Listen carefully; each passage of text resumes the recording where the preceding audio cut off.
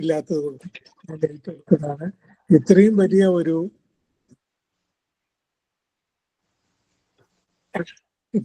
ഒരു പുണ്യകർമ്മം ചെയ്യുന്നതിനുള്ള ചുമതല എന്നിൽ വന്നു ചേർന്നത് ഭഗവാന്റെ അനുഗ്രഹമാണ് എന്ന് ഞാൻ വിശ്വസിക്കുന്നു. നിങ്ങളുടെ എല്ലാവരുടെയും സമ്മതത്തോടും സഹായത്തോടും കൂടെയാണ്. നന്ദി. ദീർഘിപ്പിക്കുന്നില്ല. ഞാൻ അറിഞ്ഞത് 525 ദിവസമായി ഈ സഹസ്രനാമ ജപം നടന്നുകൊണ്ടിരിക്കുന്നു ക്ഷേത്രാങ്കണത്തിൽ. ഇതിനിടയ്ക്ക് തന്നെ 20 കോടി നാമങ്ങൾ ജപിച്ചിട്ടുണ്ട് എന്നാണ് അറിയുന്നത്. തീർച്ചയായിട്ടും ഈ ഒരു സൽക്കർമ്മത്തിന്റെ ഗുണം എല്ലാവർക്കും കിട്ടും. ഇതിൽ പങ്കെടുക്കുന്നവർക്ക് മാത്രമല്ല, ഇത് ശ്രവിക്കുന്നവർക്ക് മാത്രമല്ല, ഒരു വിധത്തിൽ അല്ലെങ്കിൽ മറ്റൊരു വിധത്തിൽ ഇതിൽ പങ്കാളികളാവുന്നവർക്കും അല്ലാത്തവർക്കും എല്ലാം തന്നെ ഇതിന്റെ ഗുണം എന്ന് വിശ്വസിക്കുന്നവരാണ് നമ്മളെല്ലാവരും. 6 വർഷം കൂടുമ്പോൾ മുറജപം നടക്കുന്നുണ്ട്. അതിന് മുന്നോടിയായി വിഷ്ണു സഹസ്രനാമം കൂടി തരണമെന്ന് തന്ത്രിയവർകൾ ആവശ്യപ്പെട്ടതെന്നും അതനുസരിച്ച് ഓൺലൈനും ഓഫ്ലൈനിലും ക്ലാസ്സുകൾ നടത്തുന്നു എന്ന് ഞാൻ അറിഞ്ഞു. ഇപ്പോൾ എൻ്റെ അറിവ് ശരിയാണെങ്കിൽ 60ഓളം രാജ്യങ്ങളിൽ 1.5 ലക്ഷത്തോളം പേർ ഈ സൽക്കർമ്മത്തിൽ പങ്കെടുക്കുന്നുണ്ട് എന്നാണ് ഞാൻ അറിഞ്ഞത്. അതിനിടയ്ക്ക് ഇത്തരം സെമിനാറുകളും നടക്കാറുണ്ട്. അടുത്ത കാലത്തായിട്ട് നല്ല ഒരു മാറ്റം ഞാൻ കാണുന്നുണ്ട്. കാരണം എൻ്റെയൊക്കെ ഒരു ജനറേഷനിൽ ഞാനൊക്കെ പഠിച്ചുകൊണ്ടിരിക്കുന്ന കാലത്ത് അമ്പലത്തിൽ പോവുക എന്ന് പറയുന്നത് തന്നെ ഒരു അല്പം ക്ഷീണമുള്ള ഒരു ഏർപ്പാടായിട്ട് അറിയപ്പെടുന്ന ഒരു കാലഘട്ടമായിരുന്നു. അപ്പോൾ കുറച്ചുകൂടെ പഴക്കമുള്ളവർക്ക് അറിയാം എങ്ങനെയാണ് കേരളം മാറിയത് എന്നുള്ളത്. അത്രത്തോളം അന്നത്തെ യുവതലമുറയെ സ്വാധീനിച്ച ഒരു തത്വശാസ്ത്രമായിരുന്നു കേരളത്തിന് മുഴുവൻ ഉണ്ടായിരുന്നത്. അതിൽ നിന്നെല്ലാം വളരെയേറെ മാറിയിട്ടുണ്ട്. ഇപ്പോൾ ദൈവം ഇല്ല എന്ന് പറയുന്നവരും ദൈവത്തിന്റെ അനുഗ്രഹം തേടി വരുന്ന ഒരു കാലഘട്ടമാണ്. അതിനിടയ്ക്ക് പണ്ടെല്ലാം ക്ഷേത്രങ്ങളെല്ലാം സ്ഥിരമായി കേട്ടുകൊണ്ടിരുന്ന സഹസ്രനാമ ജപം ഇടയ്ക്ക് കുറഞ്ഞു പോയി. പക്ഷെ ഇപ്പോൾ പൂർവാധികം ഉത്സാഹത്തോടുകൂടെ, ശക്തിയോടുകൂടെ, ഭക്തിയോടുകൂടെ വീടുകളിലും ക്ഷേത്രങ്ങളിലും അതേമാതിരിയുള്ള സ്ഥലങ്ങളിലെല്ലാം ജപിക്കാൻ തുടങ്ങിയിരിക്കുന്നത് എന്നുള്ളത് വളരെ സന്തോഷമുള്ള കാലമാണ്. എൻ്റെ എല്ലാം ചെറിയ കാലഘട്ടത്തിൽ സ്കൂളിൽ പഠിക്കുമ്പോൾ ഒരു വീട്ടിലും നാമജപം ഇല്ലാതിരുന്നിട്ടില്ല. സന്ധ്യയ്ക്ക് വിളക്ക് കൊളുത്തുക, നാമം ജപിക്കുക, അതിനുശേഷം മാത്രമേ ആഹാരം കഴിക്കുക. ആ ഒരു ശീലമായിരുന്നു കേരളത്തിൽ അങ്ങോട്ടും ഇങ്ങോട്ടും. അതെല്ലാം ഇപ്പൊ മാറി. അത് എല്ലായിടത്തും മാറിയിട്ടില്ല, ഒരു ജനവിഭാഗത്തിന്റെ ഇടയിൽ മാത്രമേ മാറിയിട്ടുള്ളൂ. പക്ഷേ പലവരും ഇപ്പോൾ വീണ്ടും നമ്മളുടെ സംസ്കാരത്തിലേക്ക്, നമ്മളുടെ വേരുകളിലേക്ക്, നമ്മളെല്ലാം കാത്തു സൂക്ഷിക്കുന്ന സർവ്വ ചൈതന്യത്തിലേക്ക് വീണ്ടും നമ്മളെ കൊണ്ടുവരുവാൻ ശ്രമിക്കുന്നു എന്നറിയുന്നതിൽ, അതിൽ പങ്കാളിയാവുന്നതിൽ വളരെ വളരെ സന്തോഷമുണ്ട്. എനിക്ക് എന്നെ ഏൽപ്പിച്ച ചുമതല ഇന്നത്തെ ഈ സെമിനാർ ഉദ്ഘാടനം ചെയ്യുക എന്നുള്ളതാണ്. ഭഗവാനെ സ്മരിച്ചുകൊണ്ട് നിങ്ങളുടെ എല്ലാവരുടെയും അനുവാദത്തോടുകൂടി വളരെ സന്തോഷത്തോടുകൂടി ഞാൻ ആ കർമ്മം നിർവഹിച്ചതായി പ്രഖ്യാപിക്കുന്നു. നന്ദി, നമസ്കാരം. നന്ദി സാർ. സാറ് തന്നെ ഞങ്ങൾക്ക് ഇതൊരു ഉദ്ഘാടനം ചെയ്യാൻ അറ്റാച്ച്ഡ് ആളായിട്ട് ഞങ്ങൾ കണക്കാക്കുന്നു. അതുകൊണ്ടാണല്ലോ തന്ത്രിവര്യന്റെ അനുഭവത്തോടു കൂടി സാറിന് ഇത് വരാൻ സാധിച്ചത്. വളരെ വളരെ നന്ദിയുണ്ട് സാർ. അടുത്തതായി ദൈവവ്യാപാശ്രയ ചികിത്സയും വിഷ്ണു സഹസ്രനാമവും എന്ന വിഷയത്തെ ആസ്പദമാക്കി നമ്മോട് സംസാരിക്കുന്നത് ബഹുമാനപ്പെട്ട ഡോക്ടർ PK ധർമ്മപാലൻ അവർകളാണ്. അദ്ദേഹം അസ്ഥി ചികിത്സാ കേന്ദ്രത്തിന്റെ ക്ലിനിക്കൽ ചീഫ് ഫിസിഷ്യൻ ആണ്. അദ്ദേഹത്തിനെ പ്രഭാഷണത്തിലേക്കായി ആദരപൂർവ്വം ക്ഷണിക്കുന്നു. സർ. അജ്ഞാനതിമിരാന്തസ്യ ജ്ഞാനാഞ്ജനശലാകയ ചക്ഷുരുർമീലിതം ജേന തസ്മൈ ശ്രീ ഗുരവേ നമഃ. കൃഷ്ണം വന്ദേ ജഗദ്ഗുരു. ഓം നമഃ ശിവായ. ഇതിൽ ഈ പ്രോഗ്രാമിൽ പങ്കെടുക്കുന്ന എല്ലാ സജ്ജനങ്ങൾക്കും അതുപോലെ തന്നെ എല്ലാ ഭക്തന്മാർക്കും എൻ്റെ വിനീതമായ നമസ്കാരം.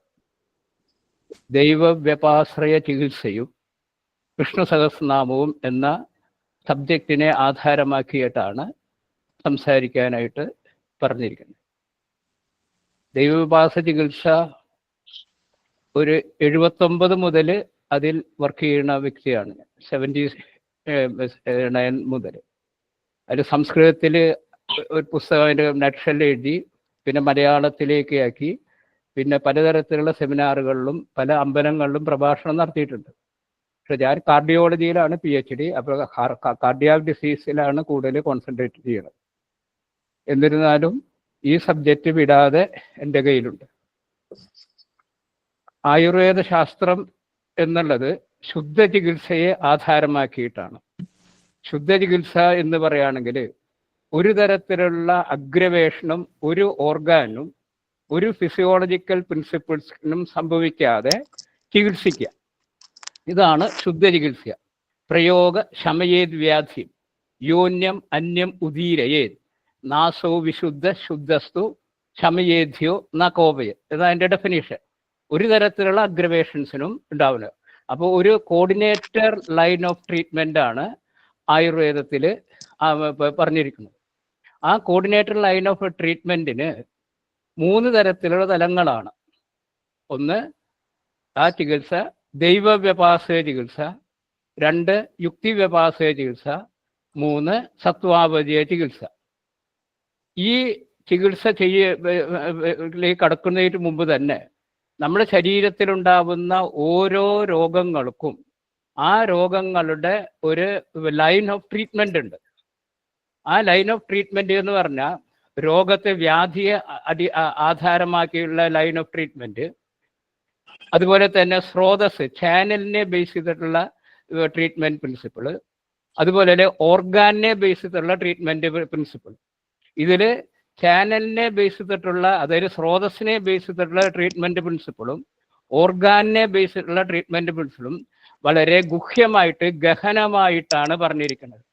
അത് സാധാരണ ആൾക്കാർ ചെയ്യാറില്ല എന്നുള്ളൊരു പരമാർത്ഥമാണ്. എല്ലാവരും വ്യാധിയെ ആധാരമാക്കിയുള്ള ട്രീറ്റ്മെൻറ്റ് ചികിത്സയെ ആധാരമാക്കിയിട്ട് മരുന്നുകൾ കൊടുക്കുക എന്നുള്ളതാണ് ഇപ്പോൾ ചെയ്തു വരിക്കുന്നത്.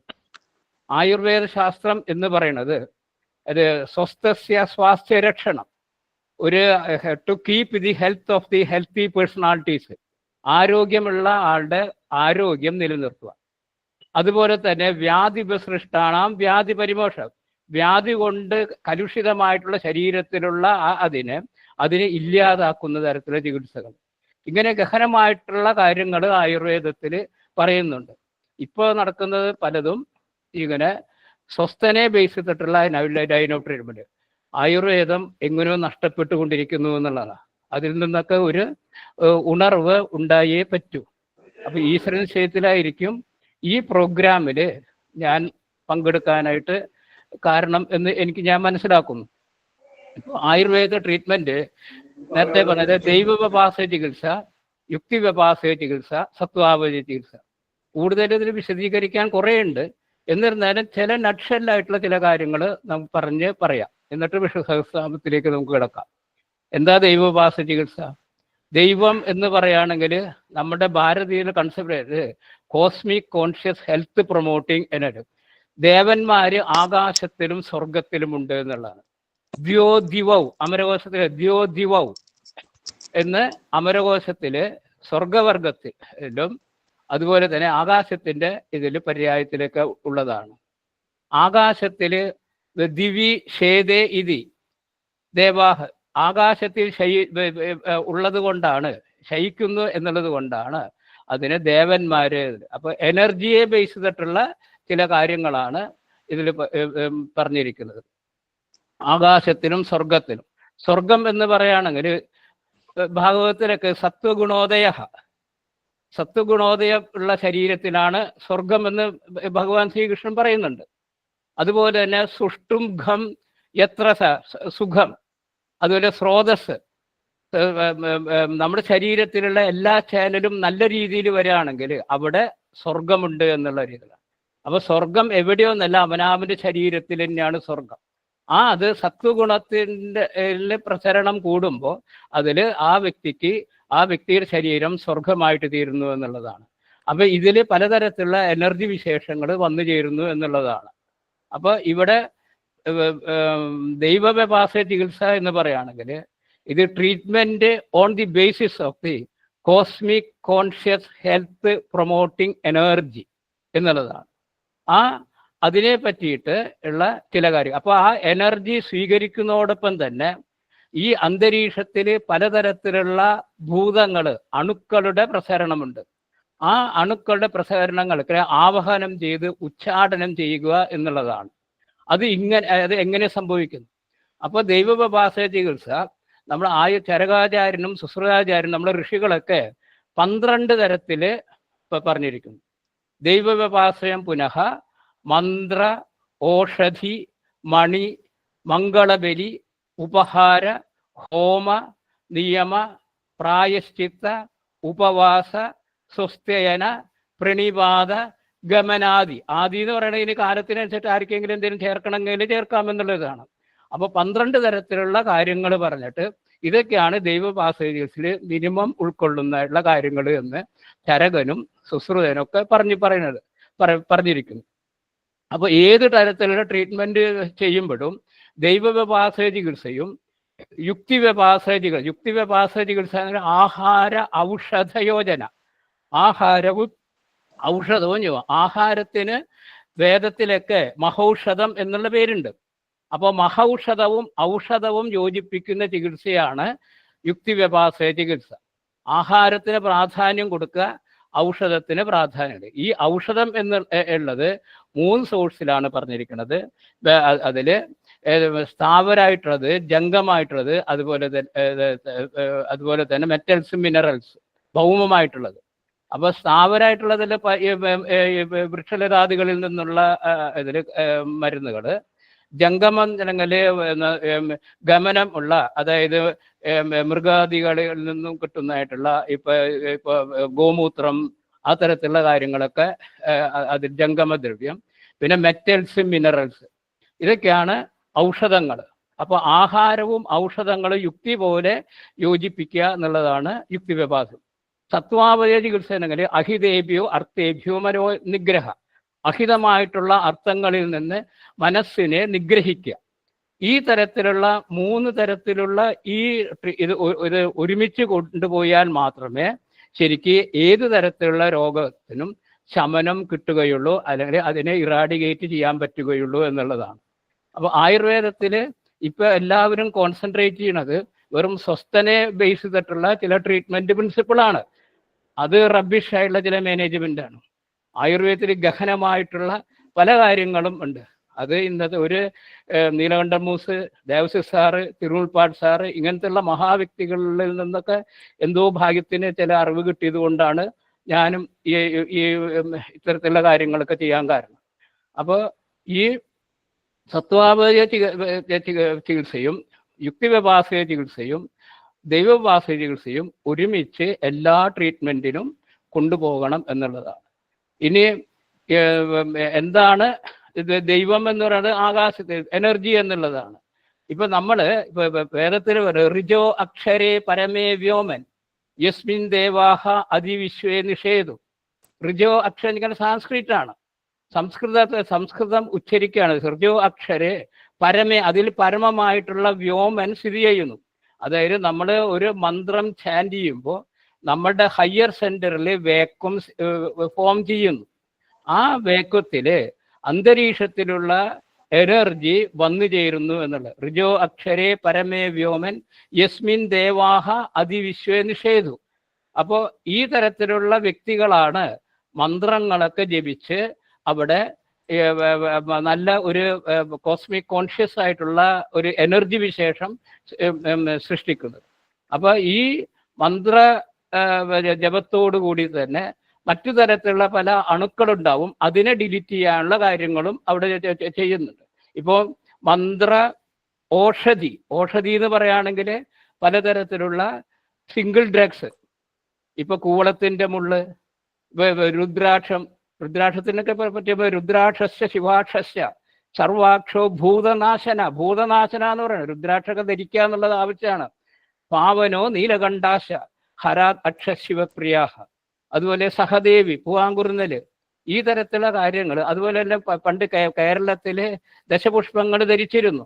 ഇതൊക്കെ ഒരു നമ്മുടെ ശരീരത്തിൽ വന്ന് പെടുന്ന പല അൾട്രാ മൈക്രോ റിയാലിറ്റീസിനെ തടയാനുള്ള ചില പ്രതിവിധികളാണ്. മന്ത്ര, ഓഷധി, പിന്നെ മണിയുടെ രത്നങ്ങൾ. ഞാൻ പല ആൾക്കാർക്കും കീമോതെറാപ്പി, ആയുർവേദത്തിൽ കീമോതെറാപ്പി എങ്ങനെ പറഞ്ഞിരിക്കുന്നു, അല്ലെങ്കിൽ റേഡിയേഷൻ തെറാപ്പി എങ്ങനെ പറഞ്ഞിരിക്കുന്നു? പറഞ്ഞിരിക്കുന്നത് ഈ നവരത്നങ്ങളെ ധരിക്കുക എന്നുള്ളതാണ്. നവരത്നം ധരിക്കുക എന്ന് പറയുമ്പോൾ അത് നാളിനനുസരിച്ചിട്ടും ഗർഭശിഷ്ടയെ ദശയും അനുസരിച്ചിട്ടൊക്കെ വേണം ധരിക്കാൻ. ഏത് രത്നം ധരിക്കണം, ഏത് നെറ്റലിൽ ധരിക്കണം, ഏത് വിരലിൽ ധരിക്കണം എന്നുള്ളതൊക്കെ അതിൻ്റെ ശാസ്ത്രീയ വശങ്ങളാണ്. വേണ്ട കയ്യിൽ പൈസ ഉണ്ട് എന്ന് വിചാരിച്ചിട്ട് എന്തെങ്കിലും രത്നം ധരിച്ചാൽ അത് ആ ശരീരത്തെ നശിപ്പിക്കുന്നു. അപ്പൊ രത്നം ധരിക്കുന്നത് അതിൻ്റെ ഒരു സയന്റിഫിക് ആയിട്ടുള്ള ഇതുണ്ട്. ഇപ്പൊ ആയുർവേദത്തിലെ ഇതില് മാണിക്യ മുക്താഫല വിദ്രുമാനി താർഷ്യം ച പുഷ്പം വിദുരം ച നീലം ഗോമേതകം ചാത വിദൂരകം ച ക്രമേണ രത്നാനി നവഗ്രഹാണാം.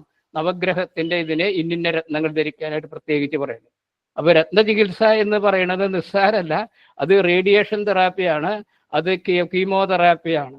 അപ്പൊ അത് ആ വ്യക്തിയുടെ ജാതകം അനുസരിച്ചിട്ട് ഗർഭശിഷ്ട ദശയ മിനിമം, അതുപോലെ തന്നെ നാളിനും അനുസരിച്ചിട്ട് ചാർട്ട് ചെയ്തിട്ട് വേണം അത് ധരിക്കാൻ. അത് ഏത് മെറ്റലിൽ വേണം. ഇപ്പൊ പഞ്ചലോഹമുണ്ട്, ത്രിജാതുണ്ട്, അപ്പൊ ഇന്നിന്ന ധാതുക്കളിൽ വേണം ധരിക്കാമെന്ന് പറയുന്നുണ്ട്.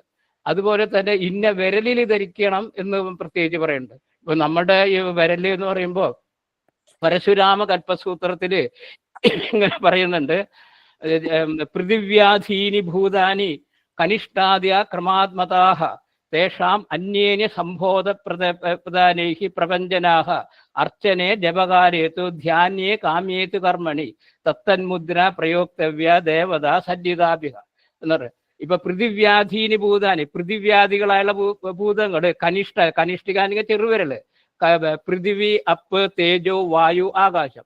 പൃഥിവ്യാധികളായിട്ടുള്ള ഭൂതങ്ങള് കനിഷ്ഠാദികളില് ആധിക്യം. നമ്മുടെ ശരീരം പാഞ്ചഭൗതികവും ആത്മാവും ഷഡ്ധാതുവാണ്. ആത്മാവും പഞ്ചഭൂതവും കൂടിയിട്ടാണ് ശരീരം.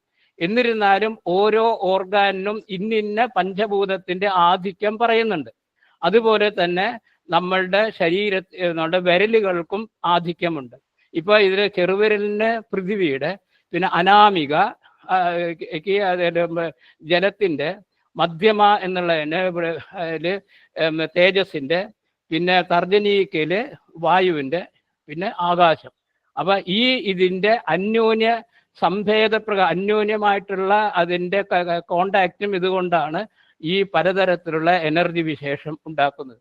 ഇങ്ങനെ എനർജി വിശേഷം ഉണ്ടാക്കിയിട്ട് അവിടെ ആൾക്കാർക്ക് സ്വസ്ഥത ഉണ്ടാക്കുന്നു എന്നുള്ളതാണ്. അപ്പോൾ ഇങ്ങനെ എല്ലാം വളരെ സയന്റിഫിക് ആയിട്ടുള്ള ചില കാര്യങ്ങളുണ്ട് നമ്മുടെ ശരീരം. അപ്പൊ ഇന്നിന്ന വിരലുകൾ ധരിക്കുക എന്ന് പറഞ്ഞാൽ അത് സയന്റിഫിക് അല്ല, ശാസ്ത്രം ഒക്കെ. ഇതൊക്കെ ഞാൻ ചാർട്ട് ചെയ്തിട്ടുണ്ട് കംപ്ലീറ്റ്. ഏത് വിരലിൽ ധരിക്കണം, ഏത് രത്നം ധരിക്കണം, അങ്ങനെ. അപ്പോൾ മന്ത്ര, ഓഷധി, മണി, മംഗളബലി എന്നെങ്കിൽ അർപ്പണം സമർപ്പിക്കുക. ആ മംഗളബലിയിലാണ് പലതരത്തിലുള്ള മൈക്രോ ഓർഗാനിസത്തിനെ ആവഹനം ചെയ്ത് ഉച്ചാടനം ചെയ്യുന്ന കാര്യങ്ങൾ. നമ്മുടെ ക്ഷേത്ര അന്തരീക്ഷത്തിലൊക്കെ വരുന്ന പലതരത്തിലുള്ള ഭൂതങ്ങൾ. ഇപ്പോൾ ചെറിയ കുട്ടികളെ 16 വയസ്സ് വരെയുള്ള കുട്ടികൾക്ക് സ്കന്ധാദി ഗ്രഹബാധ എന്നും 16 വയസ്സ് മുതൽ ഉള്ള അങ്ങോട്ടുള്ള ഏത് വ്യക്തികൾക്കും ദേവാദി ഗ്രഹബാധകൾ ഉണ്ടാവും. ഈ ദേവാദി ഗ്രഹബാധകൾ ബാധിക്കാതിരിക്കാനായിട്ടാണ് പലതരത്തിലുള്ള വീടുകളിലുള്ള നമ്മളുടെ യജ്ഞ ഹോമാദികളും ഒക്കെ നടത്തുന്നത്. അതിൽ അമ്പലങ്ങളിലുള്ള ഓരോ കാര്യങ്ങൾ. അപ്പൊ അതിനെ ആവഹനം ചെയ്ത് ഉച്ചാടനം ചെയ്യുക. ഇപ്പൊ പിശാചഗ്രഹം, യക്ഷോഗ്രഹം, അങ്ങനെയുള്ള പിതൃഗ്രഹം, ഈ തരത്തിലുള്ള ഗ്രഹങ്ങളൊക്കെ ഭൂതബാധകളൊക്കെ ഇല്ലാതാക്കുന്ന തരത്തിലുള്ള കാര്യങ്ങൾ മംഗളബലിയിൽ വരണം. വിശദമായിട്ട് പറയാനായിട്ട് കുറേ ഉണ്ട്. അത് വിശദമായിട്ട് ഇങ്ങനത്തെ ക്ലാസ്സിൽ പറ്റുമോയെന്ന് എനിക്കറിയില്ല. എന്നിരുന്നാലും ഏകദേശം വരും. നമ്മുടെ ഭാരതത്തിലത്തെ എല്ലാ ക്ഷേത്രങ്ങളും സൊഫിസ്റ്റിക്കേറ്റഡ് ഹോസ്പിറ്റൽ എന്നാണ് ഞാൻ പറയുന്നത്. അതിൽ ഏറ്റവും മോസ്റ്റ് അഡ്വാൻസ്ഡ് സൊഫിസ്റ്റിക്കേറ്റഡ് ആയിട്ടുള്ള ഹോസ്പിറ്റലുകളാണ്. അത് ഓരോ ക്ഷേത്രങ്ങളും നടക്കുന്നതായിട്ടുള്ള ഓരോ തരത്തിലുള്ള പൂജകളും അല്ലെങ്കിൽ വ്യത്യസ്തമായിട്ടുള്ള അനുഭവങ്ങൾ, വ്യത്യസ്തമായുള്ള എനർജിയെ കളക്ട് ചെയ്തിട്ട് ആ അന്തരീക്ഷത്തിലുള്ള അണുക്കളെ, ഭൂതങ്ങളെ ആവഹിച്ചിട്ട് ഉച്ചാടനം ചെയ്യാം. അപ്പോൾ അങ്ങനെ ഉള്ള കാര്യങ്ങൾ വരുമ്പോൾ ചില നിയമങ്ങളുണ്ട്. ആ നിയമങ്ങളനുസരിച്ചിട്ട് വേണം ക്ഷേത്രത്തിൽ പോവാനായിട്ടും. ക്ഷേത്രത്തിൽ പൂജ നടക്കുമ്പോൾ ഇപ്പോൾ ശ്രീഭൂതബലി ആയാലും ഇതിലൊക്കെ അവിടെ പോകാൻ പാടില്ല എന്നൊക്കെ പറയുന്നതിൽ വളരെയധികം രഹസ്യമായിട്ടുള്ള തത്വങ്ങളുണ്ട്. അതൊക്കെ നമുക്ക് ചർച്ച ചെയ്യാം. അപ്പൊ ഇങ്ങനെ ഇതാണ് മംഗളബലി. പിന്നെ ഉപഹാരം, പലതരത്തിലുള്ള ഉപഹാരങ്ങൾ, ദേവന് ഉപഹാരങ്ങൾ കൊടുക്കുക, അതുപോലെ സാധാരണ ചില ഉപഹാരം കൊടുക്കുക, അതൊക്കെ ദൈവോപാസന ചികിത്സയിൽ. ഗിഫ്റ്റ് പ്രസന്റേഷൻ, പിന്നെ ഹോമം എന്ന് വെച്ചാൽ എത്ര തരത്തിലുള്ള വിഘ്നേശ്വര ഹോമം, എത്ര തരത്തിലുള്ള ഹോമങ്ങളുണ്ട്. നമ്മുടെ നാനോതെറാപ്പിയാണ് നമ്മളുടെ ഹോമങ്ങളൊക്കെ. ആ ഫ്യൂംസിൽ മെഡിക്കേറ്റഡ് ആയിട്ടുള്ള ഫ്യൂംസ് ആണ്. ആ മെഡിക്കേറ്റഡ് ആയിട്ടുള്ള ഫ്യൂംസ് നമ്മൾ ശ്വസിക്കുന്നത് കൊണ്ട് നമ്മുടെ ഹയർ സെന്ററിലാണ് അതിൻ്റെ അലകൾക്ക് വരുന്നത്. എന്തെങ്കിലും ചിരട്ടിയിട്ടോ അല്ലെങ്കിൽ ചകിരിയിട്ട് പുകയ്ക്കണമല്ല. അതിൽ ഓരോ ഹോമത്തിനും അതിൻ്റേതായിട്ടുള്ള പ്രാധാന്യമുള്ള ഒറ്റമൂലികളായിട്ടുള്ള ഔഷധങ്ങളാണ്. ആ ഒറ്റമൂലികളായിട്ടുള്ള ഔഷധങ്ങൾ ഉപയോഗിച്ച് ഹോമം ചെയ്ത് അതുപോലെ മന്ത്രം ചെയ്യുമ്പോൾ അവിടെ ആ അന്തരീക്ഷത്തിലുള്ള അൾട്രാ മൈക്രോ റിയാലിറ്റീസ് ഒക്കെ അവിടുന്ന് പോകുകയും ആ എനർജി വിശേഷം അവിടെ തങ്ങി നിൽക്കുകയും അത് ആ അന്തരീക്ഷത്തിൽ വരുന്നുള്ള എല്ലാവർക്കും ആ എനർജി വിശേഷത്തെ കിട്ടുന്നു എന്നുള്ളതാണ്. ഇതാണ് അതിൻ്റെതായുള്ള ശാസ്ത്രീയ ഹോമം. ഇപ്പൊ നമ്മുടെ ബ്രെയിൻ സെല്ലിൽ എത്രയോ ന്യൂറോൺസ് ഉണ്ട്, കോടിക്കണക്കിന് ന്യൂറോൺസ് ഉണ്ട്. ഒരു ന്യൂറോണിന് തന്നെ എത്ര ട്രില്യൺ മെമ്മറി കളക്ട് ചെയ്യാൻ വരും. ഒരു ന്യൂറോണിൽ തന്നെ എത്ര ഫോൾഡേഴ്സ് ഉണ്ടെന്ന് അറിയാമോ? ഈ ഫോൾഡേഴ്സിലൊക്കെ അതിൽ വരുന്നതായിട്ടുള്ള നെഗറ്റീവായിട്ടുള്ള വൈബ്രേഷനായാലും ഇത്തരത്തിലുള്ള ഭൂതബാധകളൊക്കെ വന്ന ഇത്തരത്തിലുള്ള സെന്റേഴ്സിലാണ്. ഇപ്പൊ പ്രജ്ഞാപരാധം എന്നൊക്കെ ആയുർവേദത്തിൽ പറയും. ആ പ്രജ്ഞയ്ക്ക് അപരാധം ഉണ്ടാക്കുന്ന സെന്റേഴ്സ്, ധൃതി സ്മൃതി ഉണ്ടാക്കുന്ന സെന്റേഴ്സ് ഉണ്ട്. മോഡേൺ രീതിയിൽ പറയുകയാണെങ്കിൽ ട്രിപ്പിൾ സൈക്കിൾ എന്നൊക്കെ പറയും, ലിംബിക് സിസ്റ്റത്തിൽ ഉള്ള ഇതിൽ. അപ്പോൾ ആ സെന്ററിലുള്ള ഫോൾഡേഴ്സിൽ വരുന്ന ഈ നെഗറ്റീവ് വൈബ്രേഷനായാലും ഇത്തരത്തിലുള്ള ഗ്രഹബാധകളെയും ഇല്ലാതാക്കുന്ന പ്രൊസീജിയറാണ് നമ്മൾ ഈ ഹോമം കൊണ്ട്. നാസാഹി ശിരസോദ്വാരം എന്നാണ്.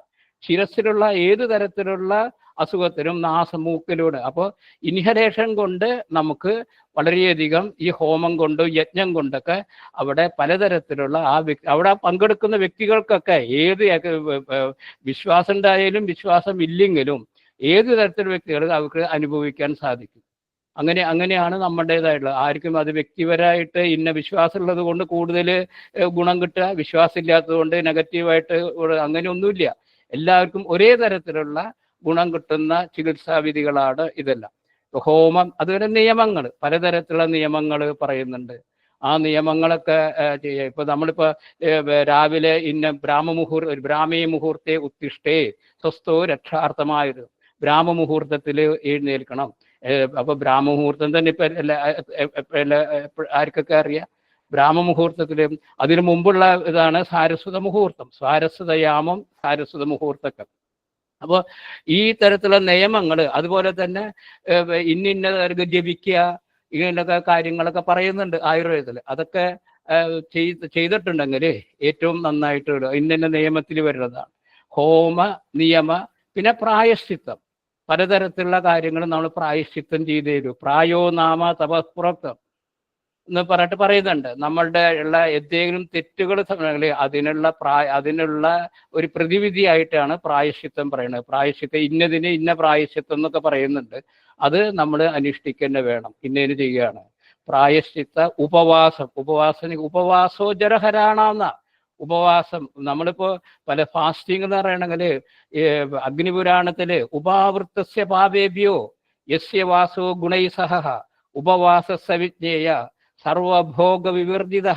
എല്ലാ ഭോഗത്തിലും വിവർജിക്കുക എന്നുള്ളത് മാത്രമല്ല, ഉപാവൃത്തസ്യ പാപേഭ്യോ, പാപകർമ്മങ്ങളിൽ നിന്ന് ശാരീരികവും മാനസികവുമായിട്ട് പിന്തിരിഞ്ഞു നിൽക്കുക. ഉപാവൃത്തസ്യ പാപേഭ്യോ. എന്നിട്ട് യസ്തു യാതൊരാണോ യസ്തു വാസോ ഗുണ, സദ്ഗുണത്തോടുകൂടി സ്ഥിതി ചെയ്യുന്നത്, അവൻ സർവഭോഗ വിവർജിത, എല്ലാ ഭോഗത്തിൽ നിന്ന് വിവർജിതമായിട്ടുണ്ടെങ്കിൽ അതാണ് ഉപവാസം ശരിക്കും. ഇതാണ് അഗ്നിപുരാണത്തിൽ പറയുന്നത്. അപ്പൊ ഇത്തരത്തിലുള്ള ഉപവാസം ചെയ്യുന്ന എത്രയോ ലക്ഷക്കണക്കിന് അമ്മമാരും മുത്തശ്ശിമാരും നമ്മുടെ നാട്ടിലുണ്ട്. ഇപ്പൊ എത്ര പേരുണ്ട് എന്നറിയില്ല. അപ്പൊ ഉപവാസം അത് ജ്വരഹരണം, പലതരത്തിലുള്ള രോഗങ്ങളെയും ഇല്ലാതാക്കുന്നു എന്നുള്ളത്. നമ്മുടെ ശരീരത്തിലെ സെല്ലുലാർ ലെവലിലുള്ള ബയോളജിക്കൽ ടോക്സിനെ ഡിറ്റോക്സിഫൈ ചെയ്യുന്ന ഏറ്റവും നല്ലൊരു പ്രൊസീജിയറാണ് മാസത്തിൽ ഒരു പ്രാവശ്യവും അതുപോലെ തന്നെ 2 ആഴ്ച കൂടുമ്പോഴൊക്കെ ഒന്ന് ഉപവസിക്കുക എന്നുള്ളത്. ഇപ്പൊ ഏകാദശി വ്രതം, ഈ തരത്തിലുള്ള കാര്യങ്ങളൊക്കെ അനുഷ്ഠിക്കുന്നത് വളരെയധികം സയന്റിഫിക് ആയിട്ടുള്ള കാര്യമാണ്. നമ്മുടെ ശരീരത്തിലുള്ള ബയോളജിക്കൽ ടോക്സിനെ ഡീറ്റോക്സിഫൈ ചെയ്യാൻ ഏറ്റവും നല്ല ഒരു ഇതാണ് ഉപവാസം. അതാണ് ഉപവാസോ ജ്വരഹരാണാം, പലതരത്തിലുള്ള അസുഖങ്ങളെയും ഇല്ലാതാവും.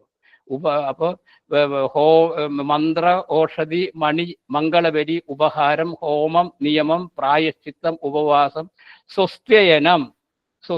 സ്വസ്ത്യയനങ്ങളിൽ നമ്മളിപ്പോൾ ആൾക്കാർക്ക് അനുഗ്രഹം കൊടുക്കുക, കാരണന്മാര് മക്കൾക്കോ മക്കളുടെ മക്കൾക്കോ ഒക്കെ അനുഗ്രഹം കൊടുക്കുക. സ്വസ്തി അതിൽ സ്വസ്തി സൂക്തമുണ്ട്. ഈ തരത്തിലുള്ള കാര്യങ്ങളൊക്കെ സ്വസ്ത്യയനം. പിന്നെ പ്രണിപാതം, നമസ്കാരം, പലതരത്തിലുള്ള നമസ്കാരങ്ങൾ പറയുന്നുണ്ട്. ഈ നമസ്കാരങ്ങളൊക്കെ ചെയ്യണത് ഏറ്റുന്നത്. പിന്നെ സ്വസ്തേന മന്ത്ര, ഓഷധി, മണി, മംഗളബലി, ഉപഹാര, ഹോമ, നിയമ, പ്രായശ്ചിത്ത, ഉപവാസ, സ്വസ്തേന പ്രണിപാത, ഗമനം. ഗമനം എന്നെങ്കിൽ പിൽഗ്രിമേജ്, നടക്കുക. അപ്പൊ നടക്കുമ്പോ എന്താ വേണ്ടെങ്കിൽ കാലില് പാദത്രരഹിത, ചെരുപ്പില്ലാതെ നടക്കണം എന്നുള്ളതാണ്. എന്തുകൊണ്ടാ ചെരുപ്പില്ലാതെ നടക്കണമെങ്കിൽ നമ്മുടെ കയ്യിൻ്റെ പ്ലാന്റാർ ആൻഡ് പാൾമാർ ആസ്പെക്റ്റില് കയ്യിൻ്റെ ഉള്ളനടിയിലും കാലിൻ്റെ ഉള്ളനടിയിലും ഇതില് എല്ലാ ഓർഗാൻ്റെ മെറിഡിയൻ പോയിന്റ്സ് അക്യുമുലേറ്റ് ചെയ്തിരിക്കുന്നത്. അപ്പൊ ഈ മെറിഡിയൻ പോയിന്റ്സിനെ അക്യുമുലേറ്റ് ചെയ്യുന്ന ഒരു പ്രൊസീജിയറാണ് ഈ ചെരുപ്പില്ലാതെ നടക്കുന്നത് കൊണ്ട് നമുക്കുണ്ട്. അപ്പൊ എല്ലാ ഓർഗാൻ്റെയും ഒരു വ്യായാമം അവിടെ സംഭവിക്കുന്നു എന്നുള്ളതാണ്. ഇങ്ങനെയാണ് മിനിമം നമ്മൾ ദൈവോപാസ ചികിത്സയെ നമുക്ക് ഇതാണ്. ഇനി നമുക്ക് ഈ മന്ത്രത്തിനെ പറ്റിയിട്ട് ഒന്ന് പറയാം. ഇപ്പൊ മനനാത്ര, അതിനാണ് വിഷ്ണു സഹസ്രനാമം വരുന്നത്. അതുകൊണ്ട് അപ്പോൾ ഒരു ബ്രീഫായിട്ടുള്ള ഒരു കാര്യമാണ്, ഇത്രയാണ് ദൈവോപാസ ചികിത്സ. ദൈവോപാസ ചികിത്സ ആണെങ്കിൽ എനർജി ക്രിയേറ്റ് ചെയ്യുക. ആ എനർജി ക്രിയേറ്റ് ചെയ്യുന്നതിന് മുമ്പ് അവിടെ ഈ അന്തരീക്ഷത്തിൽ, ഇപ്പൊ നമ്മുടെ ലളിതാ സഹസ്രനാമം, ബ്രഹ്മാണ്ഡ പുരാണത്തിലാണ് ലളിതാ സഹസ്രനാമം. ലളിതാ സഹസ്രനാമത്തില് ആദിശക്തി രമേയാത്മ പരമാ പാവനാകൃതി അനേക കോടി ബ്രഹ്മാണ്ഡ ജനനീ ദിവ്യ വിഗ്രഹ. നമ്മൾ ആലോചിക്കുക, ഈ ബ്രഹ്മത്തിലാണ് ബ്രഹ്മാണ്ഡങ്ങൾ. അഹം ബ്രഹ്മാസ്മി എന്നൊക്കെ പറയുമ്പോൾ ഈ ബ്രഹ്മം എന്നത് എൻറ്റയർ യൂണിവേഴ്സ് ആണ്. ഈ എൻറ്റയർ യൂണിവേഴ്സിൽ അനേക കോടി ബ്രഹ്മാണ്ഡങ്ങൾ ഉണ്ട് എന്നുള്ളതാണ്. അപ്പൊ ആ അനേക കോടി ബ്രഹ്മാണ്ഡങ്ങളിൽ ഒരു ബ്രഹ്മാണ്ഡമാണ് സൗരയൂഥം. ആ സൗരയൂഥത്തിൻ്റെതുള്ള സൂര്യന്റെ പെരിഫറിയിൽ നിന്നും ഈ സൗരയൂഥത്തിന്റെ പെരിഫറിയിലെ ഡിസ്റ്റൻസ് വരെ ഭാഗത്തിൽ പറയുന്നു. അണ്ഡമധ്യഹത സൂര്യോ ധ്യാവോ ഭൂമോ യദന്തരം സൂര്യാണ്ഡഗോളയോ മധ്യേ കോട്യാസു പഞ്ചവിംശതി എന്ന് പ്രത്യേകിച്ച് പറയുന്നു. അണ്ഡമധ്യഗത സൂര്യന്റെ പെരിഫറിയിൽ നിന്നും അണ്ഡമധ്യഗത ആ സൂര്യൻ എങ്ങനെ, ഭൂമിയുടെ അന്തരീക്ഷത്തിൽ സ്ഥിതി ചെയ്യുന്ന സൂര്യൻ ഒരു അണ്ഡത്തിന്റെ ഒരു എലിപ്റ്റിക്കലായിട്ടുള്ള ഒരു ആയത്തിന് മധ്യത്തിലാണ് സ്ഥിതി ചെയ്യുന്നത്. അണ്ഡമധ്യഗത സൂര്യോ ദ്യാവോ ഭൂമോ, ഭൂമിയുടെ അന്തരീക്ഷം സ്ഥിതി ചെയ്യുന്ന ആ സൂര്യൻ ഒരു വർത്തുളം സർക്കിളാണ്. ഇത് എലിപ്റ്റിക്കലായിട്ടുള്ള അണ്ഡത്തിന്റെ രീതിയിലുള്ളതാണ്, അതിന്റെ മധ്യത്തിലാണ്. അതില് ആ സൂര്യന്റെ അണ്ഡമധ്യഗത സൂര്യ ദ്യാവോ ഭൂമോ യദന്തരം സൂര്യ അണ്ഡഗോളയോ, സൂര്യന്റെയും ഈ ഗോളത്തിന്റെയും ഇടയിലുള്ള ഡിസ്റ്റൻസ്. അപ്പൊ സൂര്യന്റെ പെരിഫറിയിൽ നിന്നും ഈ സൗരയൂഥത്തിന്റെ പെരിഫറിയിലേക്കുള്ള ഡിസ്റ്റൻസ് കോട്യാസു പഞ്ചവിംശതി 25 കോടി യോജന എന്ന് കണക്ക് പറഞ്ഞിരിക്കുന്നു. അപ്പൊ ഇത് സൂര്യന്റെ ഏത് പെരിഫറിയിൽ നിന്ന് ഏത് സൗരയൂഥത്തിന്റെ പെരിഫറി എന്നൊക്കെ നമ്മൾ നിശ്ചയിക്കണം. ഇന്നത്തെ മോഡേൺ രീതിയിലുള്ള ഇതാണ് നമ്മുടെ ഋഷികൾ പറഞ്ഞിട്ടുള്ളതിന്റെ കാൽക്കുലേഷൻ എങ്ങനെയാണെന്ന് നമുക്കൊന്നും അറിയില്ല. പക്ഷെ എന്നിരുന്നാലും വ്യക്തമായിട്ടുള്ള കണക്ക് അവിടെ പറഞ്ഞിരിക്കുന്നു എന്നുള്ളതാണ്. ഇതാണ് നമ്മളുടെ ഭാരതത്തിൻ്റെ ഉള്ള കൺസെപ്റ്റ്. അപ്പോൾ ഇതില് ഈ അനേക കോടി ബ്രഹ്മാണ്ടങ്ങളിലുള്ള എനർജിയെ ആവഹിക്കുന്ന ഇതാണ്, ദേവി ആവഹിക്കുന്നതാണ് നമ്മുടെ ഭാരതത്തിലായിട്ടുള്ള ഓരോ ക്ഷേത്രങ്ങളിലും നടക്കുന്നത്. അപ്പോൾ ഇതില് ഈ ആയുർവേദത്തില് ബലി പുരുഷകാരോപി ദൈവമപ്യതിവർത്തത എന്നൊരു തിയറി ഉണ്ട്. ബലമേറിയ പ്രയത്നം കൊണ്ട് ദൈവത്തെ അതിജീവിക്കാൻ സാധിക്കും. ദൈവം നമ്മുടെ വിധിയില് നമ്മളിപ്പോ എൻ്റെ വിധി ഇതാണെന്ന് പറഞ്ഞിട്ട് എല്ലാവരും കരഞ്ഞു നടക്കുന്നതിലും യാതൊരു അർത്ഥമില്ല. ബലമേറിയ പുരുഷപ്രയത്നം കൊണ്ട്, അവനവന്റെ പ്രയത്നം കൊണ്ട് നമ്മളുടെ വിധിയെ തച്ചുടയ്ക്കാൻ പറ്റുമെന്ന് പറയുന്നത് ഒരു സയൻസാണ് ആയുർവേദം. ബലി പുരുഷകാരോപി ദൈവമപ്രിയ. അപ്പോ അതിനനുസരിച്ചിട്ടാണ് ദൈവോപവാസ ചികിത്സ ഡെവലപ്പ് ചെയ്തിരിക്കുന്നത്. അപ്പൊ ഇന്നിന്ന കാര്യങ്ങൾക്ക് ഇന്നിന്ന പ്രതിവിധികൾ വേണം, ഇന്നിന്ന കാര്യങ്ങൾ ചെയ്യണം എന്നുള്ള രീതിയിലാണ്. അതൊക്കെ ഒരു ശാസ്ത്രത്തിൽ അതിൻ്റെതായുള്ള കാര്യങ്ങളൊക്കെ വേണം. അത് നമ്മൾ ഇവിടെ ചർച്ച ചെയ്ത അത് ഒതുങ്ങുന്ന കാര്യങ്ങളല്ല. അപ്പോൾ ഈ തരത്തിലുള്ള ഇതിൽ മന്ത്രം എന്ന് പറയുമ്പോൾ മനനാത്രായതിരി, മനനം ചെയ്താൽ രക്ഷ കിട്ടുന്നു എന്നുള്ളതാണ്. അപ്പൊ ആ മനനം ചെയ്താൽ പോലും രക്ഷ കിട്ടുന്ന ഒരു സാധനമാണ് മന്ത്രം.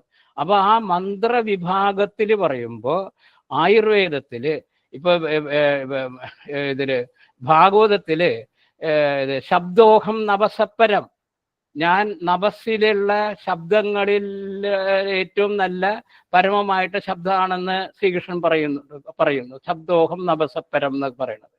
അപ്പൊ നവസിലുള്ള പരമമായിട്ടുള്ള ശബ്ദം ഏതാ? അതാണ് ഓങ്കാരം. അതേപോലെ തന്നെ സാമവേദം, ഗീതയില് വേദാനാം സാമവേദോസ്മി, വേദങ്ങളിൽ വെച്ച് ഞാൻ സാമവേദമാണെന്ന് പറയുന്നു. ആ സാമവേദത്തിൽ നിന്നാണ് ഗാന്ധർവ ശബ്ദം ഉണ്ടായിരിക്കുന്നത്. അതിൽ നിന്നാണ്. അപ്പോൾ ആയുർവേദത്തില് ഈ തരത്തിലുള്ള കാര്യങ്ങൾ ഇപ്പോൾ ഒരു പഞ്ചകർമ്മം ചികിത്സ ചെയ്യുമ്പോൾ അതില് ചില രോഗികൾക്ക് പഞ്ചകർമ്മം ഇങ്ങനെ വമനം, രേചനം, നസ്യം, നിരൂഹം, അനുവാസനം ഏതാനി പഞ്ചകർമാണി കഥിതാനി മുനീശ്വരീഹി എന്നാണ്. അപ്പോൾ ഛർദിപ്പിക്കുക, പർഗേറ്റീവ് മെഡിസിൻ വയറിളക്കുക, വമനം, രേചനം, നസ്യം നേസൽ ആപ്ലിക്കേഷൻ നസ്യം ചെയ്യുക, പിന്നെ വമനം, രേചനം, നസ്യം, നിരൂഹം വസ്തു ചെയ്യുക, അതുവരെ അനുവാസനം തൈലം കൊണ്ട് വസ്തു ചെയ്യുക. ഇതാണ് പഞ്ചകർമ്മം. ഈ പഞ്ചകർമ്മത്തിലുള്ള ഒന്നായിട്ടുള്ള വിരേചനം എന്നുള്ള ഒരു കർമ്മം ചെയ്ത് എന്തെങ്കിലും ഈ ഡോക്ടറുടെയോ തകരാറ് കൊണ്ടോ ഈ രോഗിക്ക് അധികമായിട്ട് വയറ് ഇളകി പോവുകയാണെങ്കിൽ, പർഗേറ്റീവ് മെഡിസിൻ്റെ ഡോസ് കൂടിയിട്ടോ അറിവില്ലായ്മ കൊണ്ട് പോവുകയാണെങ്കിൽ ആ രോഗിയിൽ 2 തരത്തിലുള്ള കോംപ്ലിക്കേഷൻ ഉണ്ടാവും. ആ 2 തരത്തിലുള്ള കോംപ്ലിക്കേഷനിൽ ഒന്നാണ് ബുധഭ്രംശം. ബുധഭ്രംശം എന്ന് പറയുകയാണെങ്കിൽ പ്രൊലാപ്സ് ഓഫ് റെക്റ്റം. അപ്പോൾ അതിൻ്റെതായുള്ള ചികിത്സ ചെയ്യുക. അതേപോലെ കണ്ടമാനം ഡീഹൈഡ്രേഷൻ സംഭവിച്ചാൽ ആ പേഷ്യൻ്റ് അൺകോൺഷ്യസ് ആയിട്ട് കിടക്കും. അപ്പൊ ഈ അൺകോൺഷ്യസ് ആയിട്ട് കിടക്കുന്ന സമയത്ത് എന്ത് ചെയ്യണം എന്ന് പറയുമ്പോൾ ചരകാചാര്യം പറയണത് സാമഗാന്ധർവ ശബ്ദാംശ സ്വപ്നാനാശയസ്യകാരയേ. അവിടെ ഒരു സാമവേദം ചെയ്യുന്ന വ്യക്തിയോ ഒരു എക്സ്പെർട്ടിനെയോ അല്ലെങ്കിൽ ഗാന്ധർവ ശബ്ദം മ്യൂസിക് അറിയുന്ന അവിടെ ചെയ്തിട്ടുണ്ടെങ്കിൽ ആ വ്യക്തി ഉണരും എന്നുള്ളതാണ്. എത്രയും അനുഭവം ഉണ്ട് എന്ന് പറയാം നമുക്കൊക്കെ അതൊക്കെ. അപ്പോൾ എന്തെങ്കിലും ഉണരാൻ വേണ്ടിയിട്ട് നമ്മുടെ ബ്രെയിൻ സെല്ലിനെ സ്റ്റിമുലേറ്റ് ചെയ്യിക്കുന്ന ഏറ്റവും വലിയ ഇതിൽ അപ്പൊ ഇത് ഇപ്പൊ ചെവി കേൾക്കാത്ത ഒരാൾക്ക് എങ്ങനെ ഉണരും? അപ്പോൾ ചെവി കേൾക്കാത്ത ഒരു പാമ്പിന് ചെവിയില്ല, പാമ്പിന് എങ്ങനെയാണ് ഇത്? അപ്പൊ അതിന്റെ സ്കിന്നിലൂടെയാണ്. അപ്പൊ ഈ നമ്മളുടെ ഈ വേദമന്ത്രങ്ങളൊക്കെ ചെവിയിലൂടെ മാത്രമല്ല സ്കിന്നിലൂടെയും അതിന്റെ പ്രശ്നം. നമ്മുടെ ബ്രെയിനിലുള്ള ന്യൂറോ കെമിക്കൽസ് എന്ന് പറയും. എത്ര തരത്തിലുള്ള ന്യൂറോ കെമിക്കൽസ് ഉണ്ട്. ആ എല്ലാ ന്യൂറോ കെമിക്കൽസ് മുഴുവനും നമ്മുടെ സ്കിന്നിൽ വ്യാപിച്ചിരിക്കുന്നു എന്നുള്ളത്. Skin is the largest organ, ഏറ്റവും വലിയ ഓർഗാൻ അത്. അതുപോലെ അതിൻ്റെ ഇത് എമിറ്റിംഗ് സെന്റർ ആണ്, റിലീസിങ് സെന്റർ ആണ്. അതുപോലെ എല്ലാ ന്യൂറോ കെമിക്കൽസ് ഉള്ളതാണ്. അപ്പൊ ഈ സാമവേദം ഇതൊക്കെ ചെയ്യുമ്പോൾ ഈ സ്കിന്നിലൂടെ പ്രസരിച്ചിട്ട് ബ്രെയിനിന്റെ സെന്ററിൽ അത് ചെന്ന് അലകളുണ്ടാക്കി ആ വ്യക്തിയെ ഉണർത്തുന്നു എന്നുള്ളതാണ്. അപ്പൊ അവയർനെസ് ഉണ്ടാക്കാനായിട്ട് ഇതല്ല. അതുകൊണ്ടാണ് മ്യൂസിക് എന്ന് പറയുമ്പോൾ അതിൽ ക്ലാസിക്കൽ മ്യൂസിക് പഠിക്കുകയാണെങ്കിൽ തന്നെ ബുദ്ധി വരും. ബുദ്ധി ഇന്റലക്ച്വൽ ആയിട്ടുള്ള കപ്പാസിറ്റി കൂടുതലുള്ള ആൾക്കാർക്ക് അത് ഒന്നും കൂടി ഉണരും. അല്ലെ സാധാരണ ഇന്റലക്ച്വൽ അത്ര ഇല്ലാത്ത കുട്ടികൾക്ക് ക്ലാസിക്കൽ മ്യൂസിക് പഠിക്കുകയാണെങ്കിൽ അവർക്ക് എല്ലാവർക്കും സാമവേദം പഠിക്കാൻ പറ്റണമെന്നില്ലല്ലോ, പക്ഷെ ക്ലാസിക്കൽ മ്യൂസിക് നമുക്ക് പഠിക്കാം. അപ്പൊ അത്തരത്തിലുള്ള വ്യക്തികൾക്ക് ഒരു ബ്രെയിനിന്റെ ഹയർ സെന്റർ സ്റ്റിമുലേറ്റ് ചെയ്തിട്ട് വളരെ ബുദ്ധിപരമായിട്ടുള്ള കാര്യങ്ങൾക്ക് അവർക്ക് നീങ്ങാൻ സാധിക്കുള്ളൂ. അങ്ങനെയാണ് അത്. അപ്പൊ അപ്പൊ ഇതിൽ ആയുർവേദത്തില് ഈ മ്യൂസിക്കിനെ പറ്റിയിട്ട് പറയുമ്പോൾ ഹാരിഗീതം അത് പിത്തത്തിന്റെ ചികിത്സയിലാ പറയണം. പൈത്തികമായിട്ടുള്ള അഗ്രവേഷൻ വരെ. അപ്പൊ പൈത്തികമായിട്ടുള്ള അഗ്രവേഷൻ എന്ന് പറയുന്നത് രക്തസംബന്ധമായിട്ടും അത് ലിവറിനെ സംബന്ധിച്ചിട്ടും കിഡ്നിയെ സംബന്ധിച്ചിട്ടും അതുപോലെ തന്നെ യകൃത്തിനെ സംബന്ധിച്ചിട്ട് ഡിസീസൊക്കെ ഈ പൈത്തികമായിട്ടുള്ള ഇതിൽ വരും എന്നുള്ളതാണ് അതില്. അപ്പോൾ അതില് അങ്ങനെ വരുമ്പോൾ ശ്രുതി സുഖമധുരം മനോനുഗാനാം ഗീതവാദിത്രാണാം അഭ്യുദയാനാം ച ശ്രവണം. ശ്രുതി സുഖമധുരം ഇതാണ് ആയുർവേദത്തിൽ പറയണത്. നല്ല മ്യൂസിക് കേൾക്കുകയാണെങ്കിൽ അത് ഈ ഇത്തരത്തിലുള്ള അസുഖങ്ങളെ ഒന്ന് ഇല്ലാതാക്കാനായിട്ട് സഹായിക്കുന്ന ചില കാര്യങ്ങളാണ് എന്നതാണ്. അപ്പോൾ ആയുർവേദത്തിൽ ഈ തരത്തിലുള്ള കാര്യങ്ങൾ കുറേ പറയുന്നുണ്ട്. അപ്പോൾ ഇതിൽ തന്നെ ഈ പഞ്ചാക്ഷരി മന്ത്രം ജപിക്കുക, അഷ്ടാക്ഷരി മന്ത്രം ജപിക്കാം, അതുപോലെ തന്നെ വിഷ്ണു സഹസ്രനാമം ജപിക്കാനൊക്കെ ആയുർവേദത്തില് പഞ്ചാക്ഷരി മന്ത്രം ജപിക്കാം എന്ന് പറയുമ്പോൾ അത് ഇങ്ങനെ പറയാണ്: ഈശ്വരം ദ്വാദശഭുജം നാഥം ആര്യാവലോകിതം സർവവ്യാധി ചികിത്സാം ച ജപൻ സർവഗ്രഹാൻ ജയൻ തഥാ ഉന്മാദാൻ അപസ്മാരാൻ അന്യം വ ചിത്തവിപ്ലവം. സ്ട്രെസ് മാനേജ്മെന്റ്, ഞാനൊക്കെ പൂനെയിലൊക്കെ സ്ട്രെസ് മാനേജ്മെന്റ് ത്രൂ പഞ്ചാക്ഷരി മന്ത്രം പേപ്പറൊക്കെ അവതരിപ്പിച്ചിട്ടുണ്ട് 10-20 വർഷം മുമ്പ്. അത് സ്ട്രെസ് നമുക്ക് വെറും ഓം നമശിവായ, അതിന്റെ അമൃതാനന്ദമയി ദേവിയൊക്കെ അവിടെ ഓം നമശിവായ എന്നിങ്ങനെ എത്രയും പൊട്ടൻഷ്യൽ ആയിട്ടുള്ള മന്ത്രമാണ്. ഓം നമശിവായ എന്ന് ജപിക്കുമ്പോൾ തന്നെ നമ്മുടെ പലതരത്തിലുള്ള സ്ട്രെസ് ബില്ല്, അതുപോലെ തന്നെ ഉന്മാദം, അപസ്മാരം ഇതിനെയൊക്കെ ഇല്ലാതാക്കുന്ന ഒരു പഞ്ചാക്ഷരി. അതുപോലെ തന്നെ വിഷ്ണു സഹസ്രനാമം, വിഷ്ണു സഹസ്രമൂർധാനം ചരാചരപതിം വിപും സ്തുവൻ നാമസഹസ്രേണ ജ്വരാൻ സർവാൻ അപോഹതി. ആയുർവേദ ചരകത്തിൽ 5000 വർഷം മുമ്പുള്ള ചരകത്തിൽ പറയുന്ന കാര്യങ്ങളാണ് കേട്ടത് ഇതൊക്കെ, അല്ലാണ്ട് ഇപ്പം ഉണ്ടാക്കിയതൊന്നുമല്ല. 5000 വർഷം മുമ്പുള്ള ചരകത്തില് വിഷ്ണു സഹസ്രമൂർധാനം ചരാചരപതിം വിഭും സുവൻ നാമസഹസ്രേണ, വിഷ്ണു സഹസ്രനാമം ചെല്ലുവന് ജ്വരാൻ സർവാന്, പലതരത്തിലുള്ള അസുഖങ്ങൾക്കുള്ള ഒറ്റമൂലിയായിട്ടുള്ള റെമഡിയാണ് വിഷ്ണു സഹസ്രനാമം. അതുകൊണ്ട് പണ്ടൊക്കെ ഏത് തരത്തിലുള്ള സ്ട്രെസ് ആയാലും ശാരീരികമായിട്ടുള്ള അസുഖങ്ങൾക്കൊക്കെ ഈ വിഷ്ണു സഹസ്രനാമം പണ്ട് ജപിച്ചിരുന്നു എന്നുള്ളതാണ്. ഇന്നും ജപിക്കുന്ന സന്ധ്യാസമയത്ത് നാമം ചെല്ലുന്ന വ്യക്തിയുണ്ട്, രാവിലെ നാമം ചെല്ലുന്നുണ്ട്. വിഷ്ണു സഹസ്രനാമം ആര് ജപിക്കുന്നുണ്ട് അവരത് നമുക്ക് പറഞ്ഞ് പ്രകടിപ്പിക്കാൻ സാധിക്കില്ല. ആ വ്യക്തിയുടെ അനുഭവത്തിൽ നിന്ന് അങ്ങോട്ടത് മനസ്സിലാക്കാൻ സാധിക്കും. അപ്പൊ അങ്ങനത്തുള്ള കാര്യങ്ങളാണ് വിഷ്ണു. ഇനി വിഷ്ണു സഹസ്രനാമം നമ്മൾ ആലോചിച്ച് നോക്കൂ. നമ്മുടെ ശരീരത്തില് പഞ്ചഭൂതവും ആത്മാവുമാണ്. ഈ ആത്മാവിന്റെ റെസൊണൻസ് എന്താണ്? ആ ആത്മാവ് ഏത് രീതിയിലാണ് വൈബ്രേറ്റ് ചെയ്യണത് നോക്കുകയാണെങ്കിൽ ഇപ്പോ ആത്മയോനി സ്വയം ജാതോ വൈഖാന സാമഗായനഹ, സാമഗായനാണ് നമ്മുടെ ആത്മാവ്. സാമഗാന ഇറ്റ് ഈസ് അത് വൈബ്രേറ്റ്, അത് ദ്രവ്യമാണ്. നമ്മുടെ ശരീരം ആയുർവേദങ്ങളിൽ അത് ദ്രവ്യം എന്നുള്ള രീതിയിലാണ് നമ്മുടെ ആത്മാവ്. ഓരോ ശരീരത്തിലുള്ള ആത്മാവും അത് അതിൻ്റെതായിട്ടുള്ള അത് വൈബ്രേറ്റ് ചെയ്യുന്നു. നമ്മുടെ ശരീരം എന്ന് പറയുന്നത് കർമ്മപുരുഷനാണ്. കർമ്മപുരുഷൻ എന്ന് പറയണ ഒരു മരിച്ച ശരീരത്തിന് കർമ്മപുരുഷൻ എന്ന് പറയില്ല. ജീവനുള്ള ശരീരത്തെയാണ് കർമ്മപുരുഷൻ എന്ന് പറയുന്നത്. അപ്പൊ കർമ്മപുരുഷൻ എന്ന് പറയുന്നത് പഞ്ചഭൂതവും അതുപോലെ ഒരു ആത്മാവും. ആ ആത്മാവ് സ്ഫുരിക്കുന്നത് ഒരു മ്യൂസിക് ഇതിൽ. അതുകൊണ്ടാണ് സാമഗായനഹ എന്ന് പറയുന്നത്.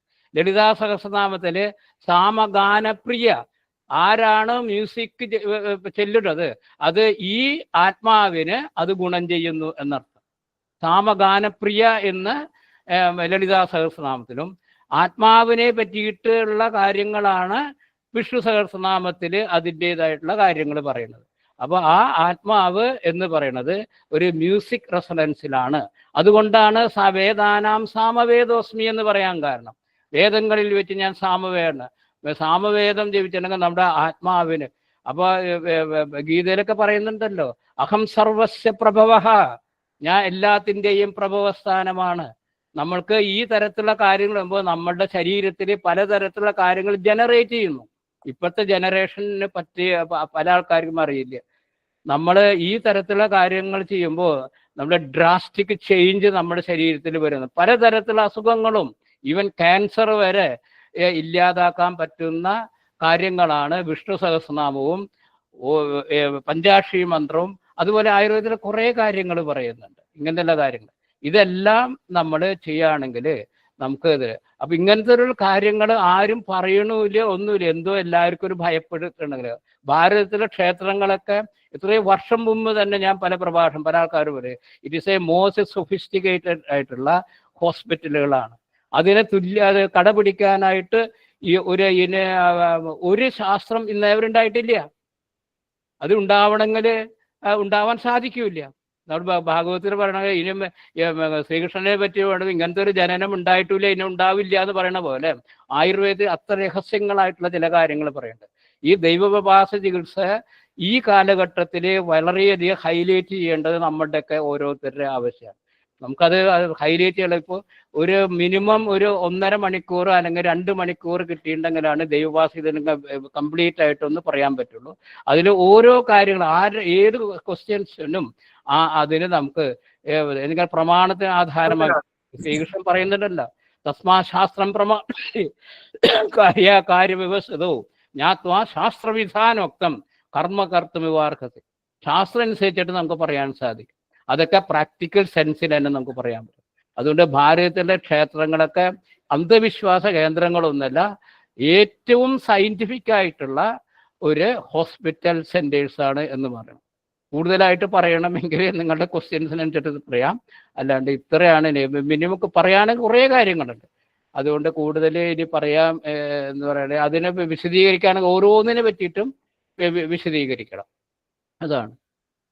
എന്തായാലും ഇത്രയും കേട്ട് എന്ന എല്ലാവർക്കും എൻ്റെ സഹസ്രകോടി നമസ്കാരം. നമസ്തേ. ഹരി ഓം സാർ. നമസ്കാരം സാർ. ആയുർവേദത്തിൽ എപ്രകാരമാണ് റേഡിയേഷൻ നടക്കുന്നത് എന്നും മന്ത്രത്തിന്റെ, ഹോമത്തിന്റെ, നിയമത്തിന്റെ, ജപത്തിന്റെ, ഉപവാസത്തിന്റെ മുതലായ പല വ്യവഹാരങ്ങളുടെയും ഗുണങ്ങൾ വ്യക്തമായി ഞങ്ങൾക്ക് പറഞ്ഞു തന്നു. മാത്രമല്ല മനനം ചെയ്താൽ രക്ഷ കിട്ടുന്ന മന്ത്രത്തെക്കുറിച്ചും വിഷ്ണു സഹസ്രനാമത്തെക്കുറിച്ച് 5000 വർഷങ്ങൾക്ക് മുമ്പ് പറഞ്ഞിട്ടുള്ള പവിത്രതയെക്കുറിച്ചും വിശദമായി തന്നെ പറഞ്ഞു എന്ന് വേണം ഞങ്ങൾ പറയാനായിട്ട്. എന്നാൽ ഇത്രയും സമയം പോരായിരുന്നു എന്ന് ഞങ്ങൾക്കും തോന്നി. വേറെ ഒരു അവസരത്തിൽ വിശദമായി പറഞ്ഞു കേൾക്കണമെന്നുള്ള ആഗ്രഹം പറയുന്നു. ഇനിയും അവസരം ഉണ്ടാകട്ടെ എന്ന് പ്രാർത്ഥിക്കുന്നു. അങ്ങേക്ക് നന്ദി രേഖപ്പെടുത്തിക്കൊള്ളുന്നു. നമസ്തേ. അടുത്തതായി ഡോക്ടർ ഹരി എസ് ചന്ദ്രൻ നമ്മളോട് വിഷ്ണു സഹസ്രനാമ ജപം മാനസിക ആരോഗ്യത്തിന് എത്രമാത്രം പ്രയോജനം ഉണ്ടാക്കും എന്ന വിഷയത്തെക്കുറിച്ചാണ് സംസാരിക്കുന്നത്. അദ്ദേഹം ആലപ്പുഴ ജില്ലയിൽ പള്ളിക്കൽ ഗ്രാമത്തിലാണ് ജനിച്ചത്. മഹാത്മാഗാന്ധി സർവകലാശാലയിൽ നിന്നും ഡോക്ടറേറ്റ് നേടി. ബ്രിട്ടീഷ് സൈക്കോളജിക്കൽ സൊസൈറ്റിയിൽ നിന്നും ചാർട്ടേഡ് സൈക്കോളജിസ്റ്റ് എന്ന പദവിയും അംഗത്വവും നേടി. തിരുവനന്തപുരം യൂണിവേഴ്സിറ്റി കോളേജിലെ മനഃശാസ്ത്രം അധ്യാപകനായിരുന്നു. ഇപ്പോൾ പരുമല സെന്റ് ഗ്രിഗോറിയസ് മെഡിക്കൽ മിഷനിൽ സീനിയർ കൺസൾട്ടന്റായും വിവിധ യൂണിവേഴ്സിറ്റികളിൽ വിസിറ്റിംഗ് പ്രൊഫസറും ഗവേഷണ ഗൈഡും ആയിട്ട് ആണ്. മാനസിക സംഘർഷം അളക്കാനായി ലോകവ്യാപകമായ ഉപയോഗത്തിലുള്ള ഹരി സ്ട്രെസ് ഇൻവെന്ററി വികസിപ്പിച്ചു. ആനുകാലികങ്ങളിലും ദൃശ്യമാധ്യമങ്ങളിലും മാനസികാരോഗ്യ പങ്ക്തികൾക്ക് നേതൃത്വം നൽകുന്നു. അദ്ദേഹത്തെ ആദരപൂർവ്വം സെമിനാറിലേക്ക് ക്ഷണിക്കുന്നു. ഹരി ഓം സർ.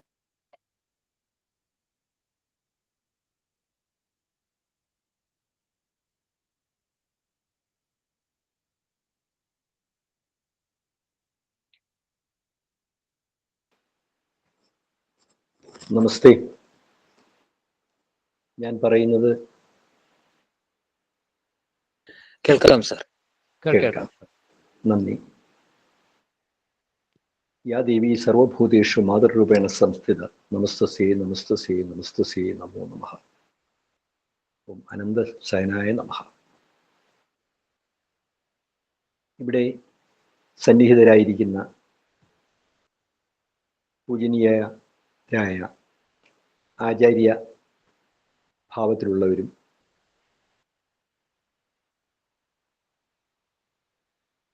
സജ്ജനങ്ങളായ എൻ്റെ സഹോദരി സഹോദരന്മാർക്കും എൻ്റെ എളിയ പ്രണാമം. ഇത്തരം ഒരു സംഘത്തിൽ വന്ന് നിങ്ങളോട് സംവദിക്കാൻ എനിക്കൊരു അവസരം തന്ന ഇതിൻ്റെ സംഘാടകരോട് ഞാൻ പ്രത്യേകം നന്ദി അറിയിക്കുന്നു. ഇതിനായി എന്നെ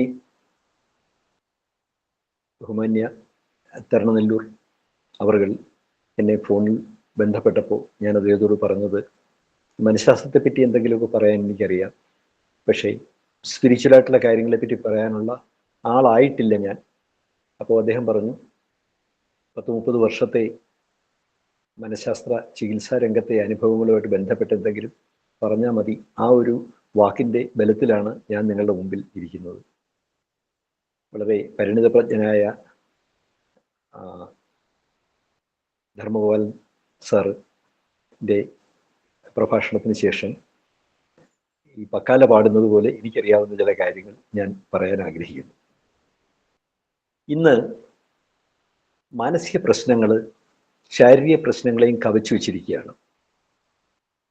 നമ്മൾ ഓരോരുത്തരും ജീവിക്കുന്ന ഈ സമൂഹത്തിൽ മാനസിക സംഘർഷങ്ങൾ എവിടെ നോക്കിയാലും, പത്രം തുറന്നു നോക്കിയാൽ ഞെട്ടിക്കുന്ന വാർത്തകൾ, വേദനിപ്പിക്കുന്ന കാഴ്ചകൾ, ദൃശ്യങ്ങൾ ടി വിയിൽ ഒക്കെ വന്നുകൊണ്ടിരിക്കുകയാണ്.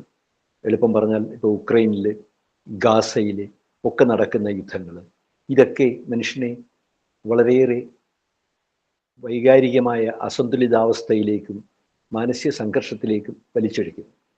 ഇനി ആർട്ടിഫിഷ്യൽ ഇൻ്റലിജൻസ് പോലുള്ള AI പോലുള്ള നൂതന സങ്കേതങ്ങൾ സന്തോഷം പകരുന്നു എന്ന് വെച്ചാൽ സന്തോഷം പകരുന്നുണ്ട്. AI പറ്റി പറയുമ്പോൾ രസകരമായ ഒരു അനുഭവം പറയാതിരിക്കാൻ നിവൃത്തിയില്ല.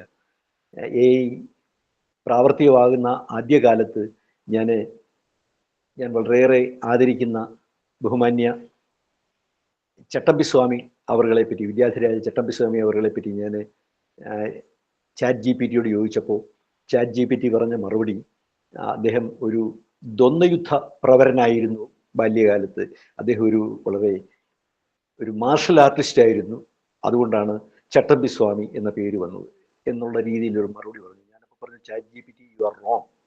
അദ്ദേഹം ക്ലാസ്സിലെ മോണിറ്ററായിരുന്നു, ലീഡറായിരുന്നു, അങ്ങനെയാണ് ചട്ടമ്പിസ്വാമി.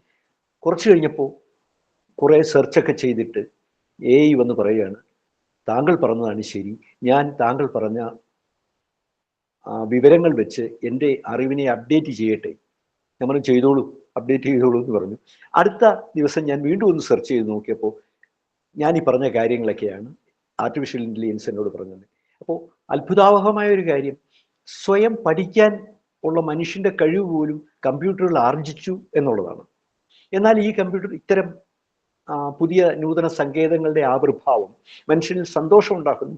അതേസമയം ഒരു ഭൂരിപക്ഷം ആളുകൾ സങ്കടപ്പെടുന്നവരുമുണ്ട്. കാരണം മാൻ പവറിൻ്റെ ആവശ്യം കുറയുന്നു, മനുഷ്യ പ്രയത്നത്തിൻ്റെ ആവശ്യം കുറയുന്നു, തൊഴിലാളികളുടെ എണ്ണത്തിൽ കുറവ് വരുന്നു. അതുകൊണ്ട് തങ്ങളുടെ ജോലി നഷ്ടമാകുമോ എന്ന് സങ്കടപ്പെട്ട് അതിൽ നിന്നുള്ള ഉത്കണ്ഠ മറികടക്കാനായിട്ട് എന്നെ സമീപിച്ചിട്ടുള്ള ആളുകളുണ്ട്. ചുരുക്കി പറഞ്ഞാൽ പുതിയ കാര്യങ്ങളുടെ, ഇപ്പോൾ അതിൻ്റെ ഉദാഹരണം പറയുകയാണെങ്കിൽ, ലക്ഷക്കണക്കിന് ആളുകൾ ജോലി ചെയ്തിരുന്ന, ഒരു 25-30 വർഷം മുമ്പ് വരെ ജോലി ചെയ്തിരുന്ന മേഖലയാണ് ഫിലിം മാനുഫാക്ചറിങ്.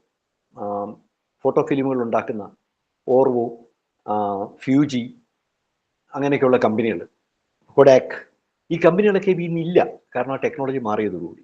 അപ്പം ഇങ്ങനെ മാറ്റങ്ങൾ വന്നുകൊണ്ടിരിക്കുകയാണ്. ഇത് കുറേയേറെ ആളുകളുടെ മനസ്സിൽ സംഘർഷങ്ങളും സന്ത്രാസവും മാനസിക പിരിമുറുക്കവും അരക്ഷിത ബോധവും ഒക്കെ നിറയ്ക്കുന്നുണ്ട്. ഇതിനെയൊക്കെ മറികടക്കാൻ എന്താ മാർഗം? എന്നാൽ ഇതിനെ മറികടക്കാൻ മാർഗങ്ങൾ നിർദ്ദേശിക്കാൻ പലപ്പോഴും ആധുനിക സങ്കേതങ്ങൾക്ക് കഴിയുന്നില്ല എന്നുള്ളതൊരു ദുഃഖകരമായ വസ്തുതയാണ്. എന്നാൽ നമ്മുടെ സഞ്ചിത സാഹിത്യത്തിൽ, നമ്മുടെ ചിന്തകളിൽ, നമ്മുടെ ഗുരുക്കന്മാരുടെ ഉപദേശങ്ങളിൽ ഇതിനെ മറികടക്കാനുള്ള അത്ഭുതകരമായ വിദ്യകൾ ഒളിഞ്ഞിരിപ്പുണ്ട്, അത്ഭുതകരമായ വിദ്യകൾ പഠിപ്പിച്ചിട്ടുണ്ട്. അപ്പോൾ ഇത് കൃത്യമായിട്ട് മനസ്സിലാക്കാൻ ആളുകൾ തയ്യാറായാൽ തീർച്ചയായിട്ടും നമ്മൾ പത്രത്തിലൊക്കെ വായിക്കുന്നത് പോലെ, നമ്മൾ ആഗ്രഹിക്കുന്നത് പോലെ നമ്മുടെ സാഹിത്യവും നമ്മുടെ ശാസ്ത്രവും മാത്രം മതി ഒരു ലോക നേതൃത്വത്തിലേക്ക് നമ്മൾ എത്തിച്ചേരാൻ എന്ന് പ്രത്യാശിക്കുന്ന കൂട്ടത്തിൽ ആളുകളിൽ ഒരാളാണ് എളിയ ഞാനും. ഈ നമ്മളിപ്പോൾ ചർച്ച ചെയ്തുകൊണ്ടിരിക്കുന്ന സഹസ്രനാമ ജപത്തെപ്പറ്റി മഹാഭാരതത്തിൽ ആണ് ആദ്യം പരാമർശം ഉണ്ടായെന്ന് ഞാൻ മനസ്സിലാക്കുന്നു. ഇത് ഈ 1000 നാമങ്ങൾ ജപിക്കുന്നതിലൂടെ മനസ്സിന് ശാന്തത, ശാന്തി, അതുപോലെ തന്നെ വികാരങ്ങളുടെ മേൽ നിയന്ത്രണം, അതുപോലെ തന്നെ സന്തുലിതമായ ഒരു ജീവിതചര്യ, ജീവിത വീക്ഷണം, ഇതൊക്കെ സ്വായത്തമാക്കാൻ കഴിയും എന്ന് ഇതിൻ്റെ അനുബന്ധമായി തന്നെ പറയുന്നുണ്ട്. ഇത് ജപിക്കുന്ന, സ്ഥിരമായി ചാൻറ്റ് ചെയ്യുന്ന അല്ലെങ്കിൽ ജപിക്കുന്ന ആളുകൾക്ക് ഉണ്ടാകുന്ന ഫലസിദ്ധിയെപ്പറ്റി വളരെ വ്യക്തമായിട്ട് ഗുരുക്കന്മാർ പറഞ്ഞിട്ടുണ്ട്. പക്ഷേ പലപ്പോഴും യുക്തിയുടെ ഒരളവുകോല് വെച്ച് നോക്കുമ്പോൾ ഇത് ജപിക്കുന്നതിലൂടെ ഈശ്വരൻ, ഭഗവാൻ ഒരാളെ അനുഗ്രഹിക്കുന്നു എന്നുള്ളതിലുപരി ഒരു മനഃശാസ്ത്രജ്ഞന്റെ കാഴ്ചപ്പാടിൽ അനുഗ്രഹീതനാകാനുള്ള ഒരു മാനസികാവസ്ഥയിലേക്ക് ഇത് ചെയ്യുന്ന ആൾ എത്തിച്ചേരുന്നു എന്ന് വിശ്വസിക്കാനാണ് എനിക്ക് കൂടുതൽ താല്പര്യം. ഒരിക്കൽ എൻ്റെ ഗുരുനാഥനായ ഡോക്ടർ വേദഗിരി ഗണേശനോട് ഞാൻ ചോദിച്ചു, ഗുരുവേ, ഈ ലക്കെന്ന് പറഞ്ഞാൽ എന്താണ്? അദ്ദേഹം പറഞ്ഞ ഒരു ഉത്തരം എന്നെ വളരെയേറെ സ്വാധീനിച്ചിട്ടുണ്ട്. അദ്ദേഹം പറഞ്ഞത്, ലക്കെന്ന് പറഞ്ഞാൽ, ഭാഗ്യം എന്ന് പറഞ്ഞാൽ reaching the right place in right time with right frame of mind. എത്തേണ്ട സ്ഥലത്ത്, എത്തേണ്ട സമയത്ത് കൃത്യമായി അവിടെ ആവശ്യമുള്ള മനസ്സോടുകൂടിയും ആവശ്യമുള്ള മാനസിക അവസ്ഥയോടുകൂടി എത്തിച്ചേരുന്നതാണ് ഭാഗ്യം. അപ്പോൾ എത്തേണ്ട സ്ഥലത്തെത്തണം, ആവശ്യമുള്ള സമയത്തെത്തണം. കൂടാതെ അവിടെ ചെല്ലുമ്പോൾ നമ്മുടെ മനസ്സ് പ്രക്ഷുബ്ധമായിരിക്കരുത്. അവിടെ ആവശ്യമുള്ള മാനസികാവസ്ഥ എന്താണോ ആ മാനസികാവസ്ഥയിൽ അവിടെ എത്തുന്നവൻ ഭാഗ്യവാൻ. ഈ മാനസികാവസ്ഥ സ്വായത്തമാക്കുകയാണ്. അതിന് അനേകം ഉദാഹരണങ്ങൾ പുരാണത്തിലെ ഇതിഹാസങ്ങളിലൊക്കെ പറയുന്നുണ്ട്. അതിനെപ്പറ്റിയുള്ള വ്യുൽപ്പത്തി കമ്മിയായതിനാൽ ഞാൻ അതിലേക്ക് കടക്കുന്നില്ല. എങ്കിലും എന്നെ അന്തിപ്പിച്ച ഒരു വാക്യം ഭഗവാൻ ശ്രീകൃഷ്ണൻ പറഞ്ഞത്, ഗാന്ധാരി ശാപവചസ്സുകൾ ചൊരിയുമ്പോൾ, ശാപവചനങ്ങൾ ചൊരിയുന്നത് അദ്ദേഹത്തെ മാത്രമല്ല,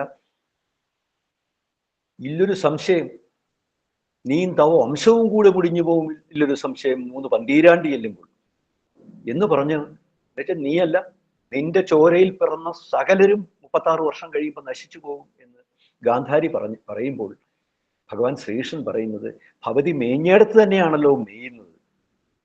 എന്ന് വെച്ചാൽ ഇതെല്ലാം പ്രീ ഡിറ്റർമിൻഡ് ആണ്, നേരത്തെ തീരുമാനിക്കപ്പെട്ട കാര്യങ്ങളാണ്. അതുകൊണ്ട് ഭവതി മേഞ്ഞെടുത്ത് മുഴുവൻ പുല്ലും തിന്നു കഴിഞ്ഞ ഒരു സ്ഥലത്ത് തന്നെയാണല്ലോ വീണ്ടും ഭവതി പറയുന്നത് എന്ന് പറയാനുള്ള ഒരു മാനസിക അവസ്ഥ ഉണ്ടെങ്കിൽ അത് ഭഗവാൻ ശ്രീകൃഷ്ണന് മാത്രമാണ് എന്ന് ഞാൻ വിശ്വസിക്കുന്നു. അത് എൻ്റെ വിശ്വാസമല്ല, ശ്രീ കുട്ടിക്കൃഷ്ണമാരാർ പറഞ്ഞതാണ്. കുട്ടിക്കൃഷ്ണമാരാർ പറഞ്ഞു,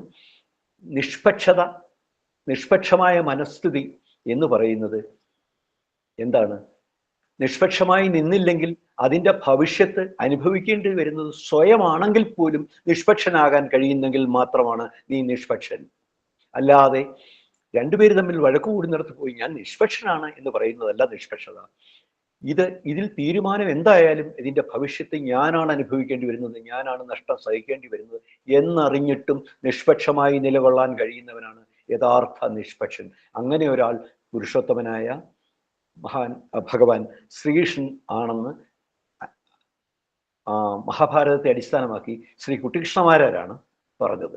അത് വായിച്ചാണ് എനിക്ക് അങ്ങനെ ഒരു ചിന്ത ഉണ്ടായത്, അല്ലാതെ എൻ്റെ സ്വകീയമായ മനന ചിന്തയൊന്നുമല്ല ഞാൻ ഈ പറഞ്ഞത്. ഇനി ഇങ്ങനെ ചെയ്യുന്നവർക്ക് എന്താണ് ഫലം എന്ന് ചോദിച്ചാൽ, മനസ്സിന്റെ ലയം, ശാന്തി, നിർമ്മമത്വം, ഏകാഗ്രത, ഇത് മൂന്നുമാണ് ഇതിൻ്റെ ഫലം. ശാന്തി ഉണ്ടായാൽ തന്നെ നിർമ്മമത്വം വരുന്നു, മനസ്സിന് ഏകാഗ്രത വരുന്നു. അത് സൈക്കോളജിക്കലായിട്ട് മനഃശാസ്ത്രപരമായിട്ട് തെളിയിക്കാവുന്ന ഒരു വസ്തുതയാണ്. മനസ്സ് പ്രക്ഷുബ്ധമാണെങ്കിൽ നമ്മൾ ചെയ്യുന്ന കാര്യങ്ങൾ കൈവിട്ടു പോകും, പറയുന്ന കാര്യങ്ങൾ, വാക്കുകൾ ഇടറിപ്പോകും. പറയുന്ന വാക്കുകളുടെ ആത്മവിശ്വാസക്കുറവ് മൂലം ശബ്ദത്തിന് പതർച്ചയുണ്ടാവും. മറിച്ച് ഏകാഗ്രത സ്വായത്തമാക്കാൻ ആദ്യം വേണ്ടത് മനസ്സിൻ്റെ ശാന്തിയാണ്. അതിനെപ്പറ്റി മനഃശാസ്ത്രം പറയുന്നത് എന്താണ്? സർട്ടൻ ഒരു ഏതാനും അവസ്ഥ, ഏതാനും അളവ് സ്ട്രെസ്സും അല്ലെങ്കിൽ പിരിമുറുക്കവും ഉത്കണ്ഠയും ആവശ്യമാണ്. പിരിമുറുക്കവും ഉത്കണ്ഠയും ഒട്ടുമില്ലാത്ത സീറോ എന്ന് പറയുന്ന അവസ്ഥ എന്ന് വെച്ച് കഴിഞ്ഞാൽ നിഷ്ക്രിയത്വമാണ്. ഒരു കർമ്മം ചെയ്യുന്നതോടൊപ്പം എന്താ സംഭവിക്കുന്നത്?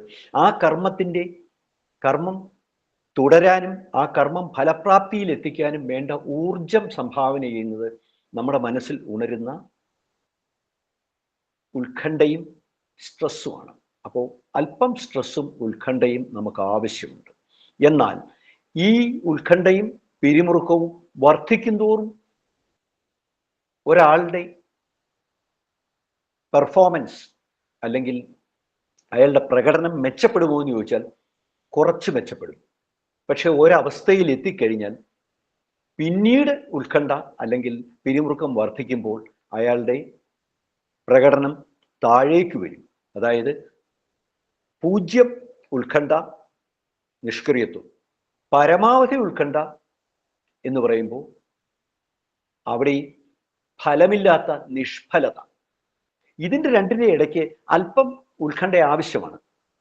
ഈ ഉത്കണ്ഠ കൊണ്ടാണ് നമ്മളൊരു പരീക്ഷയ്ക്ക് കയറി പരീക്ഷ എഴുതി കഴിഞ്ഞ് പുറത്തിറങ്ങുമ്പോൾ ഓർത്തിരിക്കുന്നത് നമുക്ക് വേണ്ടവണ്ണം ഉത്തരം എഴുതാൻ കഴിയാതിരുന്ന, വേണ്ടവണ്ണം പെർഫോം ചെയ്യാൻ പറ്റാതിരുന്ന ചോദ്യങ്ങളായിരിക്കും ഒരു വിദ്യാർത്ഥി പരീക്ഷാ ഹാളിൽ നിന്നും പുറത്തു വരുമ്പോൾ അവൻ്റെ മനസ്സിൽ ഉണ്ടാവുക.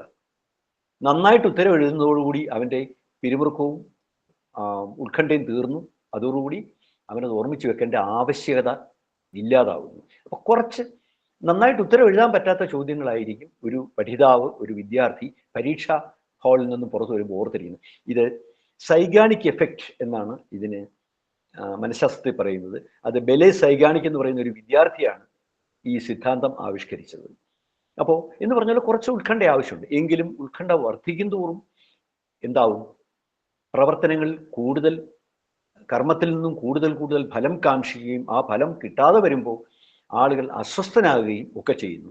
നേരത്തേക്ക് പരീക്ഷാഫലവും കലാമത്സരങ്ങളുടെ, യുവജനോത്സവം പോലുള്ള കലാമത്സരങ്ങളുടെ ഫലമൊക്കെ പ്രഖ്യാപിക്കുന്ന സമയത്ത് വിദ്യാർത്ഥികളാണ് നിരാശതയിലേക്കും ഒക്കെ പോയിരുന്നു, വിഷാദത്തിലേക്കൊക്കെ പോയിരുന്നു എന്നുണ്ടെങ്കിൽ ഇന്ന് വിദ്യാർത്ഥികളോടൊപ്പം, പഠിതാവിനോടൊപ്പം അല്ലെങ്കിൽ മത്സരാർത്ഥിയോടൊപ്പം മാതാപിതാക്കളും ട്രെയിനർ അഥവാ ഈ പഠിപ്പിച്ച ശിക്ഷകനും ഒക്കെ ഒന്നിച്ച് വിഷാദത്തിലേക്ക് പോവുകയും കൂട്ട ആത്മഹത്യ നടക്കുകയൊക്കെ ചെയ്യുന്ന രംഗങ്ങൾ നമ്മൾ കാണാറുണ്ട്. എൻ്റെ ഒരു വിദ്യാർത്ഥിനിയല്ല, എൻ്റെ ഒരു ക്ലൈൻറ്റ് ഒരു വിദ്യാർത്ഥിനിയാണ്, ഒരു BDS വിദ്യാർത്ഥിനിയാണ്. എല്ലാ വർഷവും പരീക്ഷ കഴിയുമ്പോൾ ഇവിടെ ആശുപത്രി കൊണ്ടുവരും. എന്ന് വെച്ച് കഴിഞ്ഞാൽ കയ്യുടെ ഞരമ്പ് മുറിച്ച് ആത്മഹത്യ ചെയ്യാൻ ശ്രമിച്ച്. അപ്പോൾ ഇത് 1-2 പ്രാവശ്യമായി. 3ാമത്തെ പ്രാവശ്യം വന്നപ്പോൾ അവിടെ ഉണ്ടായിരുന്ന കാഷ്വാലിറ്റി ഉണ്ടായിരുന്ന ഡോക്ടറിനോട് ചോദിച്ചു, സാറിൻ്റെ മറ്റേ കുട്ടി വന്നിട്ടുണ്ട്, സ്റ്റിച്ച് ഇട്ടിട്ട് അങ്ങോട്ട് വിട്ടാൽ മതിയോ? ഞാൻ പറഞ്ഞു സ്റ്റിച്ച് ഇടാൻ വരട്ടെ. എന്താ? അപ്പം നമുക്ക് ഇപ്രാവശ്യം ഈ കുട്ടിയെ നമുക്ക് ഡോക്ടർ സ്റ്റിച്ച് ഇടണ്ട, നമുക്ക് ആ ചെരുപ്പൂത്തിയെ വിളിച്ച് ഇവൾക്ക് ആ മുറിക്കുന്ന ഭാഗത്ത് ഒരു ചെറിയ സിബ് വെച്ച് കൊടുക്കാം. എല്ലാ പരീക്ഷയും കഴിയുമ്പോൾ എവിടെ ഇത് മുറിക്കുന്നതിന് പകരം ആ സിബ് തുറന്ന് രക്തം കളഞ്ഞാൽ ആത്മഹത്യ ചെയ്യാൻ ശ്രമിക്കട്ടെ എന്ന് പറഞ്ഞു. ഏതായാലും അതിനുശേഷം എന്നോടുള്ള ഈർഷ കൊണ്ടാണോ എന്തായാലും പിന്നീട് കൈ മുറിച്ചിട്ട് വന്നിട്ടില്ല. അപ്പം ഇതെല്ലാം അതിഭയങ്കരമായ മാനസിക അസന്തുലിതാവസ്ഥയുടെയും സ്ട്രെസ്സിൻ്റെയും പിരിമുറുക്കത്തിൻ്റെയും ഉത്കണ്ഠയും അമിതമായ ലക്ഷ്യത്തോടുള്ള അമിതമായ ആസക്തിയുടെയൊക്കെ ഇതൊക്കെ പ്രശാന്തമായ സന്തുലിതമായ ഒരു മനസ്ഥിതിയുടെ ഇല്ലാതാക്കാം എന്നുള്ളതാണ് ഒരു മനഃശാസ്ത്രജ്ഞൻ്റെ വീക്ഷണത്തിലൂടെ കാണുന്ന ഇത്തരം ഈ ജപത്തിൽ ലഭിക്കുന്നത് ഒന്ന്. ഇനി രണ്ടാമത്തെ ഒരു കാര്യം എന്ന് പറയുന്നത് നമ്മൾ ശ്രദ്ധിക്കേണ്ടത് ഇത് എത്രമാത്രം പ്രയോജനപ്രദമാകുന്നു, ഇത് അനുഭവിക്കുന്ന ആൾക്ക് എത്രമാത്രം ഗോചരമാകുന്നു എന്നുള്ളതാണ്.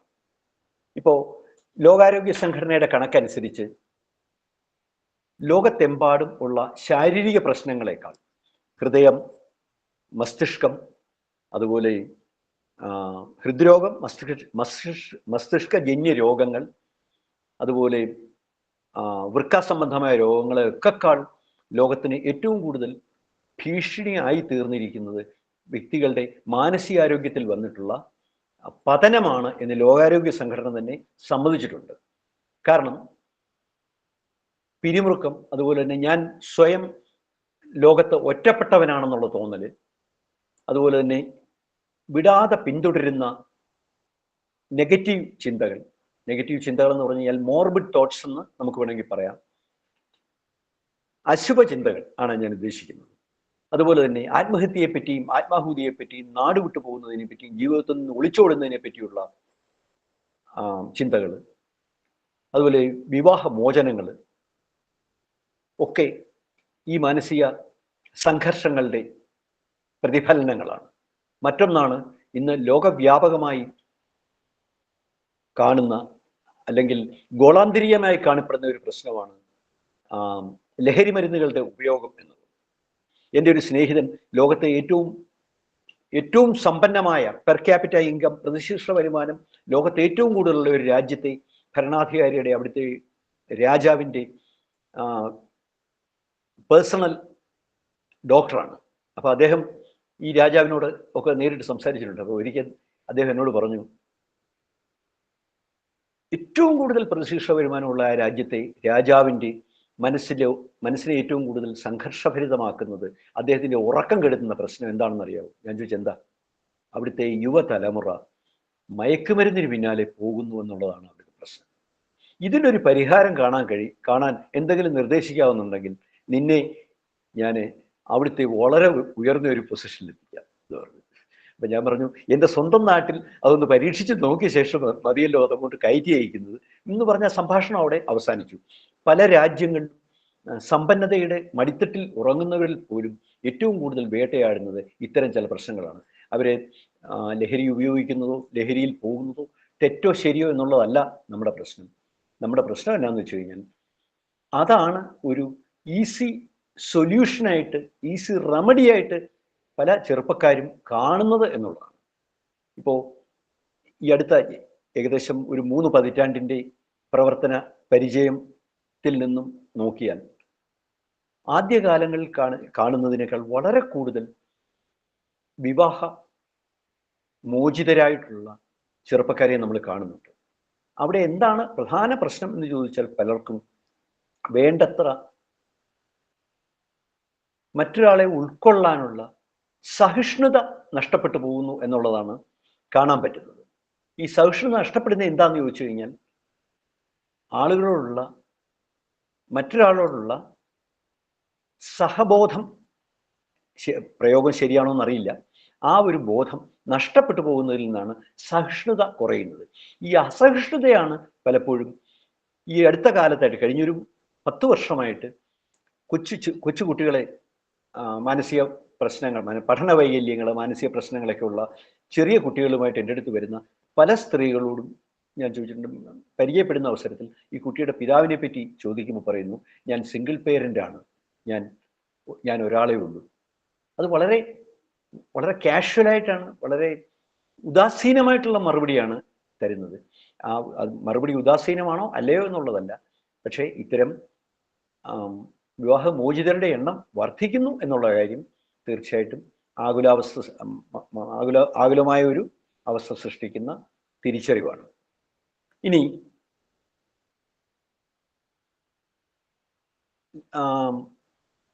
നമ്മളീ പറഞ്ഞ വിഷ്ണു സഹസ്രനാമമോ അതുപോലുള്ള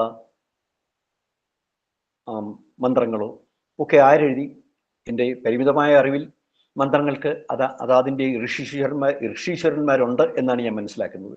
പക്ഷേ പല മന്ത്രങ്ങൾക്കും പല വേദങ്ങൾക്കും, ഇപ്പോൾ ഉദാഹരണത്തിന് ആയുർവേദത്തെ പറ്റി പറഞ്ഞാൽ, ആയുർവേദം ആര് സൃഷ്ടിച്ചു എന്ന് ചോദിച്ചാൽ ആയുർവേദം എഴുതിയ ആളിനെ പറ്റി, ഇപ്പോൾ വേദവ്യാസനാണ്, വേദം എഴുതിയ വ്യാസനാണ് ആയുർവേദം എഴുതിയെന്ന് നമുക്ക് പറയാൻ പറ്റത്തില്ല. കാരണം ആയുർവേദത്തെ പറ്റി എൻ്റെ അറിവിൽ ആയുർവേദത്തിന്റെ ഉൽപ്പത്തിയെ പറ്റി പറയുന്നത് ബ്രഹ്മ സ്മൃത് ആയുർവേദ എന്നാണ്. ബ്രഹ്മാവ് ആയുർവേദത്തെ സ്മരിച്ചു. അപ്പോൾ നേരത്തെ ഉണ്ടായിരുന്നു, അത് സ്മരിച്ച് അദ്ദേഹം പറഞ്ഞു കൊടുത്തു എന്നാണ്. അതുപോലെ മഹാനായ ഭീഷ്മര് ശരസയിൽ കിടന്ന് സ്മരിച്ചതാണ് ഈ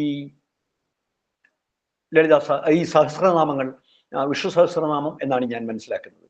അദ്ദേഹം അവിടെ വെച്ച് സ്മരിച്ചു, യുധിഷ്ഠിരൻ പഠിച്ചു. പിന്നെ ആരാണ്? വേദവ്യാസൻ അത് കമ്പൈൽ ചെയ്തു, അത് എഴുതിയെടുത്തു. അപ്പോൾ വേദവ്യാസന് പോലും ഇവിടെ ഒരു ഡിക്ഷണറി എഴുതിയ ശ്രീകണ്ഠേശ്വരത്തിന്റെ ഒരു ഔന്നത്യം മാത്രമേ കൽപ്പിക്കുന്നുള്ളൂ. കാരണം ഇത് നേരത്തെ ഉണ്ടായിരുന്നായിരുന്നു, സ്മരിക്കപ്പെട്ടു, എഴുതപ്പെട്ടു, നമ്മൾ വായിച്ചു. അത്രയാണ് ഞാൻ മനസ്സിലാക്കുന്നത്. ഇനി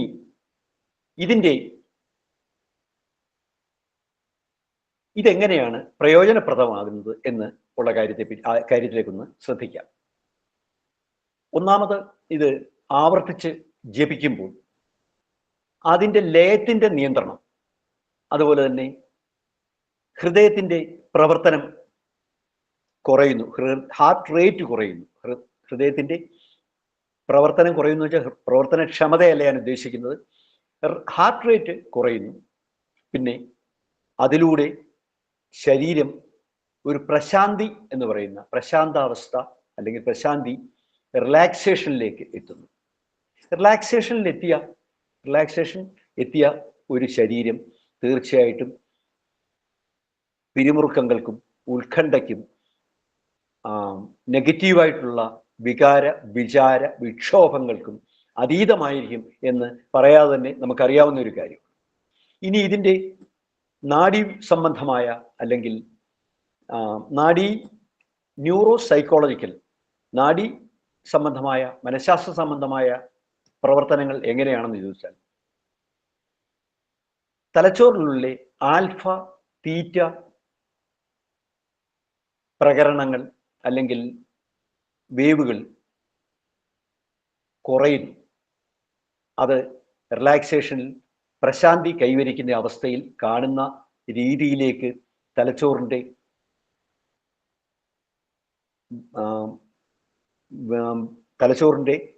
ഗ്രാഫിൻ്റെ റെക്കോർഡിങ്ങിൻ്റെ വേവ് ലെങ്ത് കൂടി വരുന്നു.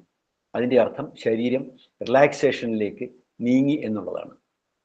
ഇനി ഓർമ്മശക്തി വർദ്ധിക്കുന്നു എന്നുള്ളതിന് കൃത്യമായ ഒരു മനഃശാസ്ത്ര വിശദീകരണം കൊടുക്കാൻ കഴിയും. കാരണം പ്രശാന്തി കൈവരിച്ചിരിക്കുന്ന ഒരു സമയത്ത്, പ്രശാന്തമായ ഒരു അവസ്ഥയിൽ നമ്മൾ പഠിക്കുന്ന അത്രയും കൃത്യമായിട്ട് കാര്യങ്ങൾ ഓർമ്മിച്ചു വെക്കാൻ മറ്റൊരവസ്ഥയിൽ കഴിയില്ല. ഇപ്പോൾ ഉദാഹരണത്തിന്, ഇപ്പോൾ പലരും നിങ്ങളുടെ വീടുകളിൽ വിവാഹം അല്ലെങ്കിൽ അതുപോലുള്ള ചടങ്ങുകളിലൊക്കെ ആതിഥ്യം വഹിച്ചിട്ടുള്ളവരായിരിക്കും. ചടങ്ങെല്ലാം കഴിയുമ്പോൾ നമ്മൾ അതിൻ്റെ പ്രധാന കർത്താവാണെങ്കിൽ നമുക്ക് സംശയമാണ്, നമ്മൾ ക്ഷണിച്ചതിൽ ഇന്നാര് വന്നോ വന്നില്ലയോ. എന്താ? ആകെയുള്ള തിരക്കിനിടയിൽ പല കടമകൾ നിർവഹിക്കാനുള്ള തത്രപ്പാടിനിടയിൽ വേണ്ടവണ്ണം ആളുകളെ കാണാനോ അവർ വന്നതും അവർ സംസാരിച്ചതുമായ കാര്യങ്ങൾ സ്മൃതിയിൽ സൂക്ഷിച്ചു വെക്കാനോ നമുക്ക് കഴിയുന്നില്ല. കാരണം ഓർമ്മയുടെ അടിസ്ഥാനപരമായ ഒരു ആവശ്യകതയാണ്, ഓർമ്മ ഡിമാൻഡ് ചെയ്യുന്ന ഒരു കാര്യമാണ് മനസ്സിൻ്റെ ശാന്തത. ശാന്തമായിട്ടുള്ള അവസ്ഥയിലില്ലാത്ത കാര്യങ്ങൾ നമുക്ക് ഓർമ്മിക്കാൻ പറ്റില്ല. അതുകൊണ്ടാണ് പ്രധാനപ്പെട്ട ഒരു ഫംഗ്ഷൻ നടക്കുന്ന ദിവസം വന്ന ആളുകളെയും പോയ കാര്യങ്ങളെയും വന്ന ആളുകൾ പറഞ്ഞ കാര്യങ്ങളും ഒക്കെ നമുക്ക് ഓർമ്മിക്കാൻ കഴിയാതെ വരുന്നു. അപ്പോൾ അതുകൊണ്ട് മെമ്മറി വർദ്ധിക്കും, ഓർമ്മശക്തി വർദ്ധിക്കും തീർച്ചയായിട്ടും. അപ്പോൾ സ്വാഭാവികമായിട്ടും നമുക്കൊരു സംശയം തോന്നാം, സ്മൃതി നാശത്തിലൂടെ തലച്ചോറിൻ്റെ നാശോന്മുഖമായ പരിണാമങ്ങളിലൂടെ വന്നു ചേരുന്ന സ്മൃതിനാശം, അൽസിമേഴ്സ് ഡിസീസ്, ഡിമെൻഷ്യ അല്ലെങ്കിൽ പാർക്കിൻസൺസ് ഡിസീസ്, ഇതുപോലുള്ള രോഗങ്ങൾക്ക് ഇത്തരം ചികിത്സകൾ, ഇത്തരം ദിനചര്യങ്ങൾ പ്രയോജനപ്പെടുമോ? പ്രയോജനപ്പെടും എന്ന് തന്നെയാണ് ഇതുവരെയുള്ള ഗവേഷണ ഫലങ്ങൾ ഉറച്ചു പ്രഖ്യാപിക്കുന്നത്. എന്നാൽ കൺട്രോൾഡ് സ്റ്റഡീസ്, ഗവേഷണത്തിൽ നമുക്ക് പ്രഖ്യാപിച്ചാൽ മാത്രം പോരാ, വേറൊരാളിനത് ആവർത്തിച്ചു നോക്കാൻ വേണ്ടിയുള്ള വേണ്ട നിർദ്ദേശങ്ങളും നമ്മൾ സ്വീകരിച്ച നിയന്ത്രണങ്ങളും, ഗവേഷണത്തിൽ സ്വീകരിച്ച നിയന്ത്രണങ്ങളും ഒക്കെ പറഞ്ഞു ബോധ്യപ്പെടുത്താൻ ഗവേഷകന് ബാധ്യതയുണ്ട്. അപ്പം അങ്ങനെ കൺട്രോൾഡ് സ്റ്റഡീസ്, നിയന്ത്രിത ഗവേഷണങ്ങൾ കൂടുതലായിട്ട് ഈ മേഖലയിൽ ഉണ്ടായിട്ടില്ല എന്നാണ് ഞാൻ മനസ്സിലാക്കുന്നത്. ഇനി വൈകാരികമായ പ്രയോജനങ്ങൾ, ഗുണങ്ങൾ എന്തൊക്കെയാണെന്ന് ചോദിച്ചാൽ, അമിത ചിന്തകളെ ഇത് കുറയ്ക്കുന്നു. സഹസ്രനാമ ജപം അമിത ചിന്തകളെ കുറയ്ക്കുന്നു. തീർച്ചയായിട്ടും അതിന് വളരെ ലോജിക്കലാണ്. കാരണം നമുക്കൊരു കാര്യം, ഒരു പാട്ട്, നമ്മൾ ഇപ്പം പാട്ടിനെ സ്നേഹിക്കുന്ന നിങ്ങളുടെ കൂട്ടത്തിൽ മലയാള സിനിമാ ഗാനങ്ങളെ സ്നേഹിക്കുന്ന ആളുകളുണ്ടെങ്കിൽ ഒന്ന് ചിന്തിച്ചു നോക്കുക. നിങ്ങൾ ഏതെങ്കിലും ഒരു സിനിമ പാട്ടിൻ്റെ പല്ലവി അറിയാം, അല്ലെങ്കിൽ ചരണം അറിയാം, പല്ലവി ഓർക്കുന്നില്ല. ഈ പല്ലവി ഓർമ്മിക്കാൻ നിങ്ങൾ ശ്രമിക്കുകയാണ്. ചരണത്തിൻ്റെ ചില വരികൾ കിട്ടി, പല്ലവി ഓർമ്മിക്കാൻ നിങ്ങൾ പല്ലവി ഓർമ്മിക്കാൻ ശ്രമിക്കുന്ന സമയത്ത് വേറൊരു പാട്ട് ചെവി കേട്ടാൽ നമുക്ക് ആദ്യത്തെ പാട്ടിൻ്റെ പല്ലവി ഓർക്കാൻ കഴിയില്ല. വേറൊരു പാട്ട് കേട്ടുകൊണ്ട് മറ്റൊരു പാട്ട് ഓർമ്മിക്കാൻ, ഒരു പാട്ട് കേട്ടുകൊണ്ട് മറ്റൊരു പാട്ട് ഓർമ്മിക്കാൻ കഴിയില്ല. എന്തുകൊണ്ടാണ്?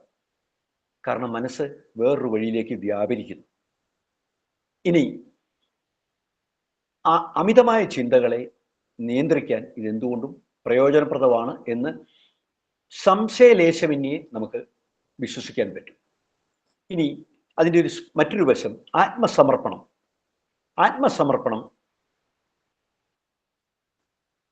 ആത്മസമർപ്പണ ബോധം ഉണ്ടാകുന്നു. ഞാൻ എന്നെ സ്വയം, എന്നേക്കാൾ ഉയർന്ന ഒരു സങ്കേതത്തിന്, ഒരു ശക്തി സങ്കേതത്തിന്, നമുക്ക് ദൈവത്തെ തൽക്കാലം ശാസ്ത്രീയമായിട്ട് നമുക്ക് അങ്ങനെ വിളിക്കാം, ഒരു ശക്തി സങ്കേതത്തിന് മുമ്പിൽ ഞാൻ സ്വയം സമർപ്പിക്കുന്നു എന്നുള്ളൊരു ചിന്ത. ഇപ്പോൾ ഇദ്ദേഹത്തിൻ്റെ വിവേകാനന്ദ സ്വാമിയുടെ ഭക്തിയെ പറ്റിയുള്ള ലേഖനങ്ങൾ വായിച്ചാൽ അതിനകത്തൊക്കെ സ്വയം സമർപ്പണവും അതുപോലെ തന്നെ ദൈവത്തോടുള്ള ഭയത്തെക്കാളേറെ ദൈവത്തോടുള്ള പ്രേമമാണ്. അതിനുവേണ്ടിയാണ് ഉണ്ണികൃഷ്ണനും ആയിട്ടും ഉണ്ണിയേശുവായിട്ടും ഒക്കെ ദൈവങ്ങൾ സൃഷ്ടിക്കപ്പെട്ടിരിക്കുന്നതെന്നൊക്കെ അദ്ദേഹം പറയുന്നുണ്ട്. അപ്പോൾ ഞാൻ പറയുന്നത്, ആ സമർപ്പണ ബോധം, തീർച്ചയായിട്ടും ആത്മസമർപ്പണ ബോധം നമ്മുടെ ഭയങ്ങളെ ഒഴിവാക്കുന്നു. സ്വയം സങ്കല്പിച്ചു കൂട്ടുന്ന ഭീഷണികൾ, അവൻ എനിക്ക് ഭീഷണിയാണ്, അവൾ എനിക്ക് ഭീഷണിയാണ്, നാളെ എൻ്റെ അവസ്ഥ എന്താവും, ഇത്തരം നിഴലിനോടുള്ള യുദ്ധങ്ങളെ അവസാനിപ്പിച്ച് മനസ്സ് കൂടുതൽ ശാന്തമാവുകയും കൂടുതൽ പ്രത്യുൽപാദനക്ഷമമാകുകയും ഉപകാരപ്രദമാവുകയും ചെയ്യും എന്നുള്ളതാണ് ഞാനത് മനസ്സിലാക്കുന്നത്. ഇനി മറ്റൊന്ന്, നന്ദി, അതുപോലെ തന്നെ പ്രത്യാശ, ഹോപ്പ്, ഇതൊക്കെ കൊണ്ട് മനസ്സ് നിറയുന്നു. തീർച്ചയായിട്ടും ഇത് പോസിറ്റീവ് വികാരങ്ങളാണ്. പോസിറ്റീവായിട്ടുള്ള വികാരങ്ങൾ മനസ്സ് നിറഞ്ഞാൽ അവിടെ നെഗറ്റീവ് വികാരങ്ങൾക്ക് സ്ഥാനമില്ലാതാകുന്നു. ആള് കൂടുതൽ ആത്മസാക്ഷാത്കാരത്തിലേക്ക് നീങ്ങുന്നു. ഇനി ആത്മസാക്ഷാത്കാരം എന്ന വാക്ക് അറിയാതെ ഉച്ചരിച്ചു പോയത് കൊണ്ട് പറയാം, സ്പിരിച്വലായിട്ട് പറഞ്ഞാൽ, ആത്മീയമായിട്ട് പറഞ്ഞാൽ, ഹാപ്പിനെസ് എന്നതിന് ബ്ലിസ് എന്നൊരു വാക്ക് ഉപയോഗിച്ച് കാണാറുണ്ട്. ഒരു സന്തോഷത്തിൻ്റെ ഒരു, അല്ലെങ്കിൽ മനസ്സിൽ തട്ടിയുള്ളൊരു സന്തോഷത്തെയാണ് ഉദ്ദേശിക്കുന്നത്. ഇനി ഈ കാര്യത്തെപ്പറ്റി നടന്നിട്ടുള്ള ഗവേഷണങ്ങൾ വിശദമായ ഫലങ്ങൾ തന്നിട്ടുണ്ട്. ഒന്ന്, 12 ആഴ്ചയോളം നീണ്ടു നിൽക്കുന്ന ജപത്തിലൂടെ മാനസിക സമ്മർദ്ദം അകലുന്നതായിട്ടും ഓർമ്മശക്തി വർദ്ധിക്കുന്നതായിട്ടും കണ്ടിട്ടുണ്ട്. തീർച്ചയായിട്ടും ഓർമ്മശക്തി വർദ്ധിക്കും. ഈ വേദം അതുപോലെ സംസ്കൃത പാഠങ്ങളൊക്കെ പഠിക്കുന്ന, ഞാൻ സംസ്കൃത പാഠം പഠിക്കണമെന്ന് ആഗ്രഹിക്കുന്ന ഒരാളാണ്, പഠിച്ചിട്ടില്ല. സംസ്കൃത പാഠം പഠിച്ചിട്ടുള്ള നേരത്തെ മഹാപണ്ഡിതന്മാരായ ആളുകൾ മുന്നോട്ടും പുറകോട്ടും ശ്ലോകം ചൊല്ലുമായിരുന്നു എന്ന് ഞാൻ കേട്ടിട്ടുണ്ട്. ഇപ്പൊ വരരുചി ഉണ്ടാക്കിയ കപടയാതി എന്നോ മറ്റോ പേരുള്ള ഒരു മാർഗം ഇടയ്ക്കിടയ്ക്ക് അക്ഷരങ്ങൾ ചേർത്ത് സന്ദേശങ്ങൾ അയക്കാനും പറ്റും മറ്റും ഉപയോഗിച്ചിരുന്ന ഒരു മാർഗത്തെ പറ്റി പറയുന്നുണ്ട്. അപ്പോൾ കപടയാതി എന്നാണ് അതിനെപ്പറ്റി ഞാൻ കേട്ടിട്ടുള്ളത്. അപ്പൊ ഇതൊക്കെ ഓർമ്മശക്തിയെ വർദ്ധിപ്പിക്കുന്ന ബ്രെയിൻ എക്സസൈസസ് ആയിട്ട് വേണം ശാസ്ത്രീയ ലോകം കാണാൻ, ശാസ്ത്രലോകം കാണാൻ. അപ്പം മുമ്പോട്ട് ചൊല്ലുന്ന ഒരു സംസ്കൃത ശ്ലോകം പുറകോട്ടും ചൊല്ലാൻ കഴിയുന്ന ഒരു അവസ്ഥ, അങ്ങനൊരു അവസ്ഥയിലേക്ക് ഒരാൾ എത്തുക എന്ന് വെച്ച് കഴിഞ്ഞാൽ അയാളുടെ തലച്ചോറിൻ്റെ നല്ലൊരു ശതമാനം ഉപയോഗിക്കുകയാണ് ചെയ്യുന്നത്. ഇപ്പോൾ ആധുനിക ഗവേഷണങ്ങൾ സൂചിപ്പിക്കുന്നത് നമ്മുടെ തലച്ചോറിൻ്റെ ശരാശരി ഒരു വ്യക്തി തലച്ചോറിൻ്റെ 10% ജീവിതകാലം മൊത്തം കൊണ്ട് ഉപയോഗിക്കുന്നത്. ഐൻസ്റ്റീനെ പോലെയോ ഒക്കെ ഉള്ള ഒരു മഹാശാസ്ത്രജ്ഞൻ ചിലപ്പോൾ 11% ഉപയോഗിക്കുന്നുണ്ടാവാം. അതായത് 1000 GB ഉള്ള ഒരു ഹാർഡ് ഡിസ്കിൽ അതിൻ്റെ ഒരു 100 GB മാത്രമാണ് ഒരു ആയുഷ്കാലം കൊണ്ട് നമ്മൾ ഉപയോഗിക്കുന്നത് എന്നാണ് ശാസ്ത്രം തെളിയിച്ചിട്ടുള്ളത്. അപ്പോൾ കൂടുതൽ ഭാഗങ്ങൾ ഉപയോഗിക്കുന്നു, കൂടുതൽ തലച്ചോറിൻ്റെ ഭാഗങ്ങൾ ഉപയോഗിക്കുന്നു. അതിലൂടെ തീർച്ചയായിട്ടും മെമ്മറി, ഓർമ്മശക്തി വർദ്ധിപ്പിക്കാൻ അത് സഹായിക്കും. ഇനി ഇത് നമ്മൾ പറഞ്ഞു വന്നത് വിഷ്ണു സഹസ്രനാമം ജപിക്കുന്നതിലൂടെ, അത് വിഷ്ണു സഹസ്രനാമം മാത്രമേ കൂടാതെ നാമജപം എല്ലാം തന്നെ നൽകുന്ന ഫലമാണ് ഗവേഷണങ്ങൾ കാണിക്കുന്നത്. പ്രത്യേകിച്ചും വിഷ്ണു സഹസ്രനാമം ജപിക്കുന്ന ഡിപ്രഷൻ, വിഷാദ രോഗികൾ അവരുടെ വിഷാദത്തിന്റെ അളവളക്കാൻ വേണ്ടിയുള്ള, തോതളക്കാൻ വേണ്ടിയുള്ള മാർഗങ്ങളുണ്ട്. ഈ തോത് അളന്നപ്പോൾ അവരുടെ വിഷാദം കുറയുന്നതായിട്ട് കണ്ടിട്ടുണ്ട്. വിഷാദത്തിന്റെ യൂണിറ്റ് കുറയുന്നതായിട്ട് കണ്ടിട്ടുണ്ട്. അതുപോലെ തന്നെ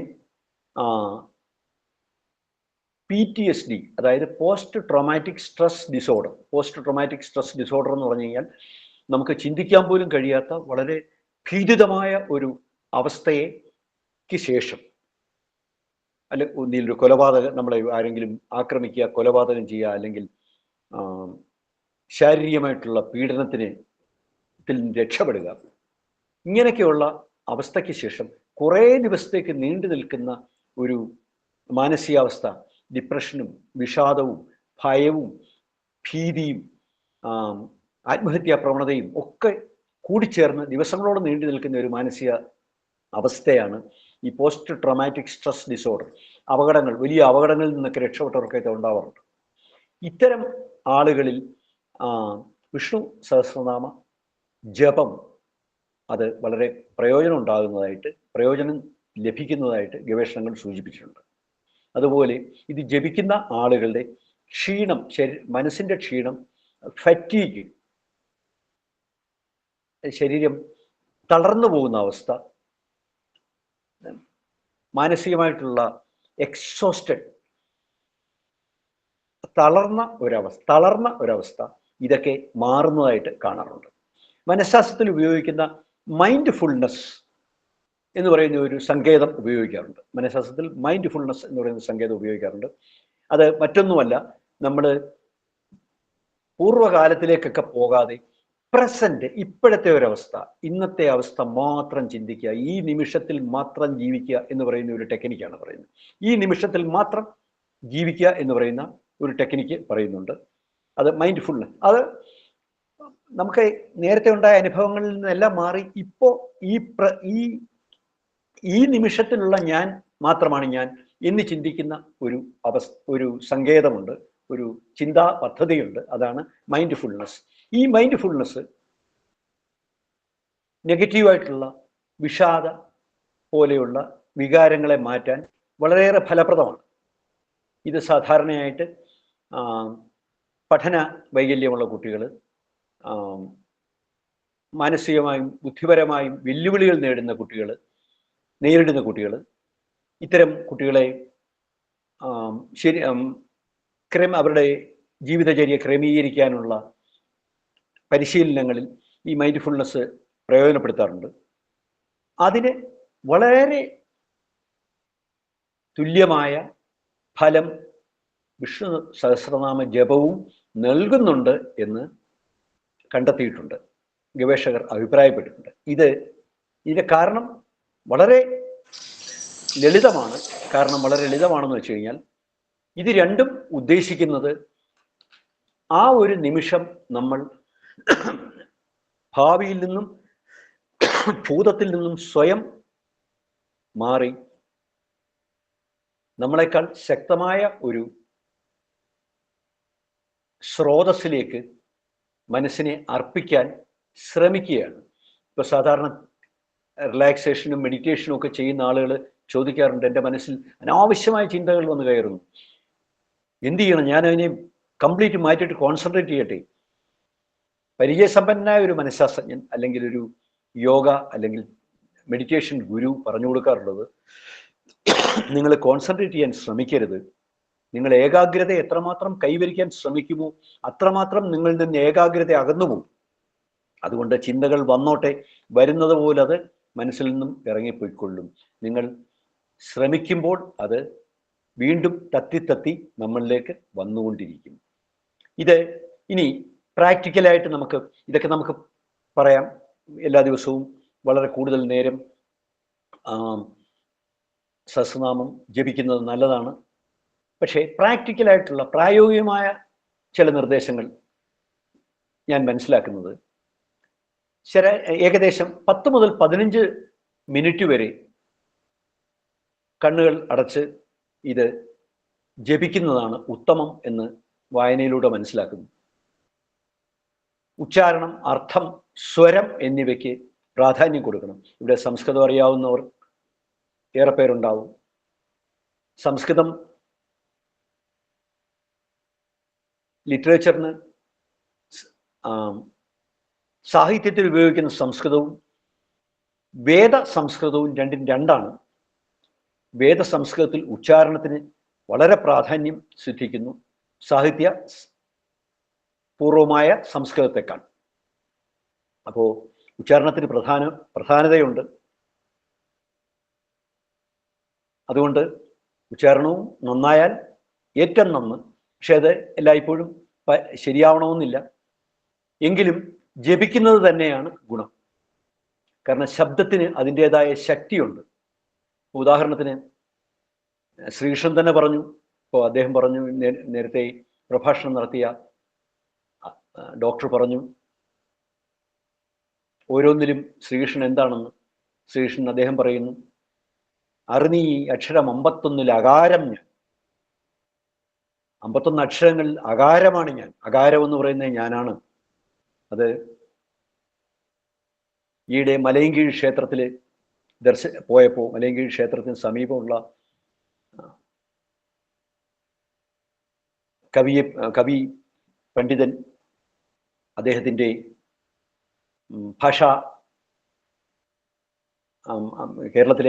മലയാളത്തിലെ ആദ്യത്തെ ഭാഷ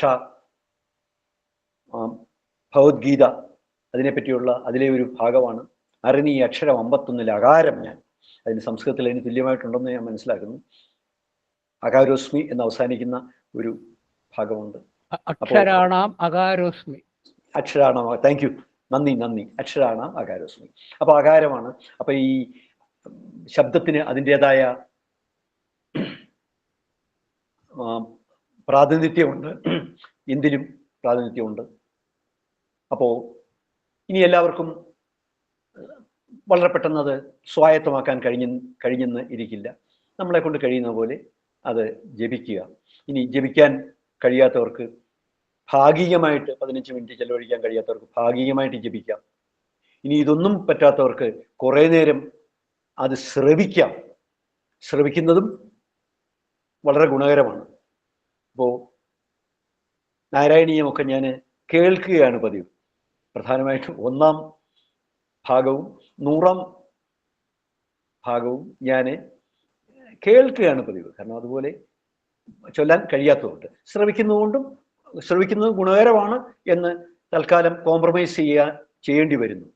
എങ്കിലും മനഃശാസ്ത്രത്തിൻ്റെ ഭാഗത്തു നിന്ന് നോക്കുമ്പോൾ,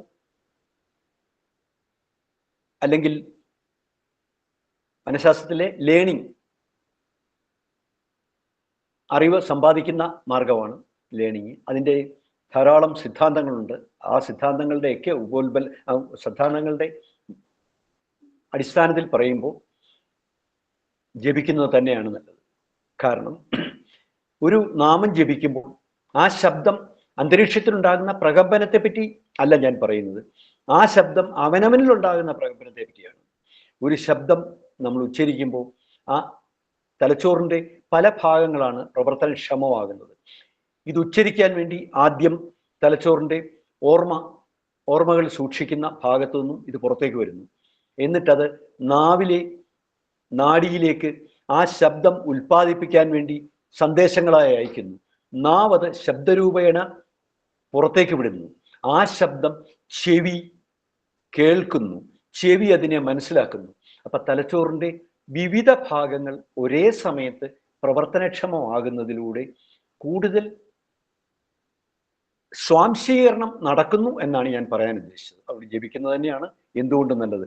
കാരണം പഠന വൈകല്യങ്ങളുമായിട്ട്, പഠന വൈകല്യമല്ല, വികലമായ പഠന രീതികളുമായിട്ട് എന്നെ, പഠന വൈകല്യം എന്ന് പറയുമ്പോൾ ലേണിംഗ് ഡിസബിലിറ്റിയാണ്, അത് വ്യത്യസ്തമാണ്. വികലമായ പഠനശീലങ്ങളും പഠന ഫലങ്ങളുമായിട്ട് എന്നെ സമീപിക്കുന്ന കുട്ടികളോട് ഞാൻ പറയാറുള്ള ഒരു മാർഗം, പഠിക്കാനുള്ളത് പറഞ്ഞുകൊണ്ട് എഴുതുക, പറയുക, കയ്യിലൂടെ എഴുതുക, ഈ പറയുന്നത് കേൾക്കുക, എഴുതുന്നത് കാണുക. അപ്പൊ പഞ്ചേന്ദ്രിയങ്ങൾ തൊക്കൊഴിച്ച് എല്ലാ ഭാഗവും പ്രവർത്തനക്ഷമമായി അത് ഓർമ്മിക്കപ്പെടാൻ കൂടുതൽ ഗുണകരമായി തീരുന്നു. ഇനി സമൂഹത്തിലേക്ക്, പിന്നെ ഇതൊന്നും അല്ലെങ്കിൽ മാനസിക ജപം, മനസ്സിൽ ജപിക്കുന്നവരുണ്ട്. പക്ഷേ മറ്റുള്ളവർക്ക് കേൾക്കാൻ പറ്റുന്ന, അവനവന് കേൾക്കാൻ പറ്റുന്ന തരത്തിൽ ജപിക്കുന്നത് തന്നെയാണ് എന്തുകൊണ്ടും നല്ലത്, മനഃശാസ്ത്രത്തിന്റെ വശത്തു നിന്ന് നോക്കിയാൽ. ഇനി സമൂഹത്തിന് ഇതിന്റെ ഫലം എന്താണെന്ന് ചോദിച്ചാൽ, ഒന്നിച്ചിരുന്നുള്ള ജപമാണ് എന്തുകൊണ്ടും ഉത്കൃഷ്ടം എന്ന് പറയുന്നത്. കാരണം അത് പരസ്പരമുള്ള ഒരു ഫെലോഷിപ്പ്, ഒരുമിച്ചുള്ള ഒരു സഹായ സ്നേഹ സന്ദർണമായ ഒരവസ്ഥയെ സംജാതമാക്കുന്നു. അത് ഇംഗ്ലീഷിൽ ഫെലോഷിപ്പ് എന്ന് പറയാം. എല്ലാവരും ഒരുമിച്ചിരുന്ന് നാമം ചൊല്ലുന്നു, ഒരുമിച്ചിരുന്ന് മന്ത്രം ജപിക്കുന്നു. തീർച്ചയായിട്ടും അത് സാമൂഹ്യമായിട്ട് തന്നെ വ്യതിയാനങ്ങൾ ഉണ്ടാകുന്ന, ഒരുപക്ഷെ നമ്മുടെ തിരുവനന്തപുരത്ത് നടന്നിരുന്ന മുറജപവും അതുപോലുള്ള കാര്യങ്ങളുമൊക്കെ ഇത്തരം ചിന്താരീതിയിൽ നിന്നാവണം ഉരുത്തിരിഞ്ഞു വന്നത്. ഇനി അതുപോലെ തന്നെ വളരെ വർഷങ്ങൾക്ക് മുമ്പ് ഞാനൊരു ഗവേഷണ വിദ്യാർത്ഥിയായിരുന്ന സമയത്ത് ബെൻസൺസ് റിലാക്സേഷൻ എന്ന് പറയുന്ന ഒരു ആളുകൾക്ക് സ്വയം പ്രശാന്തി കൈവരിക്കാൻ വേണ്ടി മനഃശാസ്ത്രജ്ഞന്മാർ പഠിപ്പിച്ചു കൊടുക്കുന്ന ഒരു ടെക്നിക്കിന്റെ ഹയർ കോഴ്സുകളൊക്കെ ഞാൻ ചെയ്തു. അപ്പോൾ ഞാൻ വളരെ അത്ഭുതാദരവോടുകൂടി അത് നോക്കി കാണുകയും പഠിക്കുകയും പലർക്കും പറഞ്ഞു കൊടുക്കുകയും പിന്നീട് ഇപ്പോഴും അതിൻ്റെ എൻ്റെതായ രീതിയിൽ ചെറിയ മാറ്റം വരുത്തിയ ഒരു മാർഗം ഞാൻ ഉപദേശിച്ചു കൊടുക്കുകയും ചെയ്യാറുണ്ട് എൻ്റെ ക്ലയൻസിന്, എൻ്റെ വിദ്യാർത്ഥികൾക്ക് പഠിപ്പിച്ചു കൊടുക്കാറ്. പക്ഷെ പിന്നീട് കുറച്ചുകൂടെ വായിച്ചപ്പോഴാണ് മനസ്സിലായത്, മഹർഷി മഹേഷ് യോഗിയുടെ ട്രാൻസെൻഡൽ മെഡിറ്റേഷൻ TM എന്ന് പറയുന്ന ഒരു റിലാക്സേഷൻ പദ്ധതിയുണ്ട്, ഒരു മെഡിറ്റേഷൻ പദ്ധതിയുണ്ട്, മെഡിറ്റേഷൻ രീതിയുണ്ട്. TM എന്ന് പറഞ്ഞാൽ പലർക്കും അറിയാവുന്ന ഒരു കാര്യമാണ്. ഈ TM എന്ന് പറയുന്ന ട്രാൻസെൻഡൽ മെഡിറ്റേഷൻ്റെ പഠിച്ചതിന് ശേഷം ഈ ബെൻസൺ എന്ന് പറയുന്ന ആള്, ജേക്കബ്സൺ എന്ന് പറയുന്ന ബെൻസൺ എന്ന് പറയുന്ന മനഃശാസ്ത്രജ്ഞൻ അതിൽ ഒരു മന്ത്രമാണ് ഉപയോഗിക്കുന്നത് റിലാക്സേഷൻ കൈവരിക്കാൻ വേണ്ടി. ഒരു മന്ത്രം ആവർത്തിച്ച് ജപിച്ചാണ് മെഡിറ്റേഷനിൽ അതിലെത്തുന്നത്. അതിനിടയ്ക്ക് വാക്വം സ്റ്റേജ് ഉണ്ടാവുന്നുണ്ട്, അതായത് ഈ മന്ത്രം നിന്നു പോകുന്ന ഒരു അവസ്ഥ ഉണ്ടാവുന്നുണ്ട് മെഡിറ്റേഷനിൽ. ഈ മന്ത്രത്തിന് പകരം പ്രത്യേകിച്ച് വികാരങ്ങൾ ഉളവാക്കാത്ത അർത്ഥശൂന്യമായ, അർത്ഥരഹിതമായ ഒരു പദം ആവർത്തിച്ച് മന്ത്രം പോലെ ജപിക്കുന്ന ഒരു രീതിയാണ് ഈ ബെൻസൺ റിലാക്സേഷനുള്ളത്. അതിനുപയോഗിക്കുന്ന 1 1 1 എന്ന് ആവർത്തിച്ച് ജപിക്കുകയാണ്. 1 1 1 എന്ന് ജപിക്കുകയാണ്. അപ്പൊ ഈ മഹർഷി മഹേഷ് യോഗിയുടെ TM തന്നെയാണ് ബെൻസൺസ് റിലാക്സേഷൻ എന്ന് ഞാൻ ആക്കാൻ വളരെ വൈകി. വീണ്ടും വൈകി. മഹേഷ് യോഗി ബെൻസൺസ് റിലാക്സേഷൻ ഉണ്ടാക്കിയത് പതഞ്ജലിയുടെ സൂത്രത്തിൽ നിന്നാണെന്ന് മനസ്സിലാക്കാൻ വീണ്ടും വൈകി. അപ്പോൾ ഇത് അടിസ്ഥാനപരമായിട്ട് ഇത് പലതും, അതുപോലെ തന്നെ ഈ അടുത്ത കാലത്ത് അമേരിക്കയിൽ ജോലി ചെയ്തിരുന്ന ഒരു ന്യൂറോ ഫിസിഷ്യൻ എന്നോട് പറയുകയുണ്ടായി, അമേരിക്കയിൽ നാഡീ സംബന്ധമായ ശരീര തളർച്ചയും ഒക്കെ വന്ന, പക്ഷാഘാതമൊക്കെ വന്നവരുടെ പുനരധിവാസനത്തിനായിട്ട് ഉപയോഗിക്കുന്ന ചികിത്സാ പദ്ധതികളിൽ നമ്മുടെ ഗണപതിക്ക് മുമ്പിൽ നമ്മൾ സമർപ്പിക്കുന്ന ഏത്തവിടുക എന്ന് പറയുന്ന രീതി അമേരിക്കയിൽ പല സ്ഥലത്തും ഉപയോഗിക്കുന്നുണ്ട്. വളരെ അഡ്വാൻസ്ഡ് ആയിട്ടുള്ള തെറാപ്പിക്കകത്ത് ഇത് ഉപയോഗിക്കുന്നുണ്ട്. കാരണം ഏത്തവിടുന്നതിൻ്റെ രീതി ഈ പക്ഷാഘാതവും അതുപോലെ നാഡീ സംബന്ധമായ തകരാറുകൾക്ക് പുനരധിവാസം നടത്താനും അവയെ റിവേർട്ട് ചെയ്ത് തിരികെ കൊണ്ടുവരാനുള്ള ശ്രമത്തിൽ ഏത്തവിടിയിൽ അമേരിക്കയിൽ പല യൂണിവേഴ്സിറ്റികളിലും അതിനെപ്പറ്റി ഗവേഷണം നടക്കുന്നുണ്ടെന്ന് പറഞ്ഞു. അപ്പോൾ ഇതൊക്കെ ഇങ്ങനെ അനേകം റിലാക്സേഷനിലേക്കും ആത്മസാക്ഷാത്കാരത്തിലേക്കുള്ള രാജരഥ്യകളാണ് വിഷ്ണു സഹസ്രനാമം പോലുള്ള കാര്യങ്ങളിലൂടെ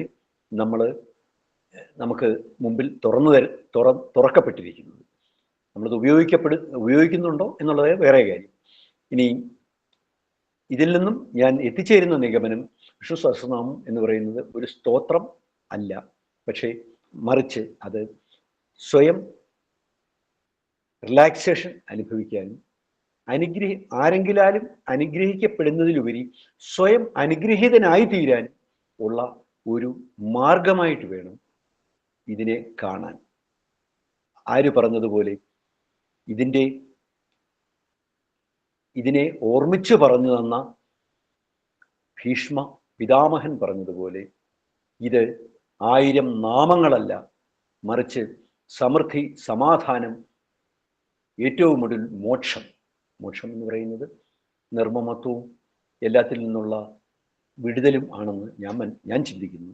ഇത്രയും നേടാനുള്ള ഒരു മാർഗമായിട്ട് വേണം കാണാൻ എന്ന് ചിന്തിക്കുന്നതിൽ അപാകതയില്ല. അതുതന്നെയാണ് ശരിയെന്ന് ഉറച്ചു വിശ്വസിക്കൊണ്ട് ഇവിടെ ഇങ്ങനെയൊരു ചെറിയ ചില അഭിപ്രായങ്ങൾ സമർത്ഥിക്കുവാൻ അവസരം തന്നതിന് ഒരിക്കൽ കൂടി നന്ദി പറഞ്ഞുകൊണ്ട് ഞാൻ നിങ്ങളെ ഓരോരുത്തരും പ്രണമിക്കുന്നു. ശ്രദ്ധിച്ചതിന്, ഇത്രയും നേരം കേട്ട് അനുഗ്രഹിച്ചതിന് നന്ദി, നമസ്കാരം. നന്ദി സർ. സഹസ്രനാമ ജപം കൊണ്ട് മാനസിക ആരോഗ്യത്തിന് എത്രമാത്രം പ്രയോജനം ഉണ്ടാക്കും എന്ന വിഷയത്തെക്കുറിച്ച് വളരെ വിശദമായി ഞങ്ങൾക്ക് പറഞ്ഞു തന്ന സാറിന് ഞങ്ങളുടെ എല്ലാവരുടെയും നന്ദി രേഖപ്പെടുത്തിക്കൊള്ളുന്നു. മാത്രമല്ല, ജപം കൊണ്ടുള്ള വൈകാരിക പ്രയോജനങ്ങൾ വളരെയധികം പ്രയോജനമുള്ളതാണ്. നമ്മുടെ ചിന്തകളെ കുറയ്ക്കുന്നു, പോസിറ്റീവ് വികാരങ്ങൾ ഉണ്ടാക്കുന്നു, സന്തോഷത്തെ ഉണ്ടാക്കുന്നു, ഓർമ്മശക്തി വർദ്ധിപ്പിക്കുന്നു, നാമജപം കൊണ്ട് വിഷാദത്തിന്റെ യൂണിറ്റ് കുറയ്ക്കുന്നു എന്നും പോസിറ്റീവ് ട്രോമാറ്റിക് ഡിസോർഡർ, അതായത് വിഷ്ണു സഹസ്രനാമം കൊണ്ട് തീരെ കുറയുന്നു, തളർന്ന അവസ്ഥ മാറ്റുന്നു. ഇതിനെക്കാട്ടൊന്നും കൂടുതലൊന്നും ഇതുകൊണ്ടുള്ള പ്രയോജനങ്ങൾ സാറിന് പറയാനില്ല. അത്രയ്ക്ക് ഒരുപാട് ഞങ്ങൾക്ക് പറഞ്ഞു തന്നു. ഞങ്ങളുടെ എല്ലാവരുടെയും പേരിൽ നന്ദി രേഖപ്പെടുത്തിക്കുന്നു. ഔപചാരികമായി നന്ദി രേഖപ്പെടുത്തുന്നതായി അമ്മയെ എനിക്ക് ക്ഷണിക്കുന്നു.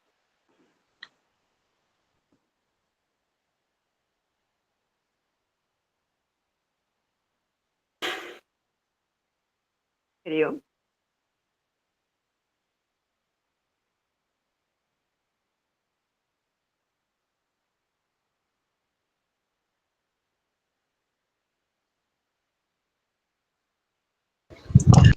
ആരായിരുന്നു വിളിച്ചത്?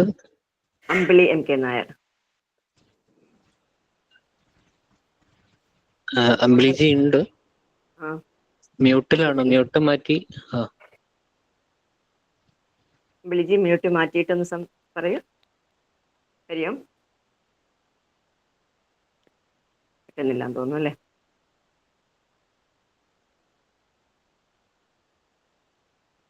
വിനോദ്ജി.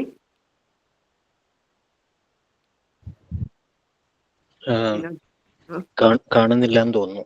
കാണുന്നില്ല. അപ്പോൾ എന്തായാലും നമ്മുടെ ജപം തുടങ്ങി 525 ദിവസങ്ങൾ പിന്നിടുമ്പോൾ നമ്മൾ ഈ സഹസ്രനാമത്തിന്റെ പഠനം കൂടി ആരംഭിച്ചിട്ട് ഇന്ന് 77ാമത്തെ ദിവസമാണ്.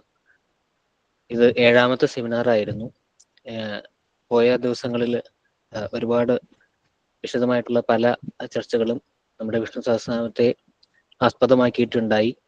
ഇന്ന് നടന്ന ഈ 2 സെമിനാറുകളും നമുക്ക് വളരെയധികം ഉൾക്കാഴ്ച പകർന്നു നൽകുന്ന, ഒരുപാട് അറിവുകൾ പകർന്നു നൽകുന്ന അനുഭവമായിരുന്നു. തീർച്ചയായിട്ടും ഇന്ന് ഈ സെമിനാറിന് ഉദ്ഘാടനം ചെയ്യാനായിട്ട് എത്തിച്ചേർന്നത് നമ്മുടെ പ്രിയപ്പെട്ട ബാലകൃഷ്ണൻ സാറാണ്. അദ്ദേഹത്തിന് ശ്രീ പത്മനാഭ ഭക്തമണ്ഡലിയുടെ പേരിൽ നന്ദി രേഖപ്പെടുത്തുന്നു. നമ്മുടെ ആദ്യത്തെ വിഷയത്തെ നമുക്ക് അവതരിപ്പിച്ചത് ശ്രീ ധർമ്മപാലൻ സാറാണ്. വളരെ വിശദമായിട്ട് തന്നെ, അതായത് ഇനിയും നമുക്ക് ഒരുപാട് സമയം വേണ്ടി വന്നേക്കാവുന്ന ഒരു വിഷയം ആ ഒരു സമയപരിമിതിക്കുള്ളിൽ നിന്നുകൊണ്ട് അദ്ദേഹം അവതരിപ്പിച്ചു. നമുക്ക് വീണ്ടും ഇത് തുടർ ക്ലാസ്സുകൾ ആവശ്യമാണ് എന്നുള്ള ഒരു വളരെ ഗഹനമായിട്ടുള്ള ഒരു വിഷയമാണ്. അത് അദ്ദേഹം വളരെ നന്നായിട്ട് നമുക്ക് പറഞ്ഞ് മനസ്സിലാക്കി തന്നു. അദ്ദേഹത്തിന് ശ്രീ പത്മനാഭ ഭക്തമണ്ഡലിയുടെ പേരിൽ വളരെയധികം നന്ദി രേഖപ്പെടുത്തുന്നു. അവസാനമായിട്ട് പ്രിയപ്പെട്ട ഹരിസാറാണ് നമ്മളോട് സംബന്ധിച്ചത്. വിഷ്ണു സഹസ്രനാമം മാനസികാരോഗ്യത്തിന് എങ്ങനെ പ്രയോജനം ചെയ്യുന്നു എന്നുള്ളതിനെ കുറിച്ച്.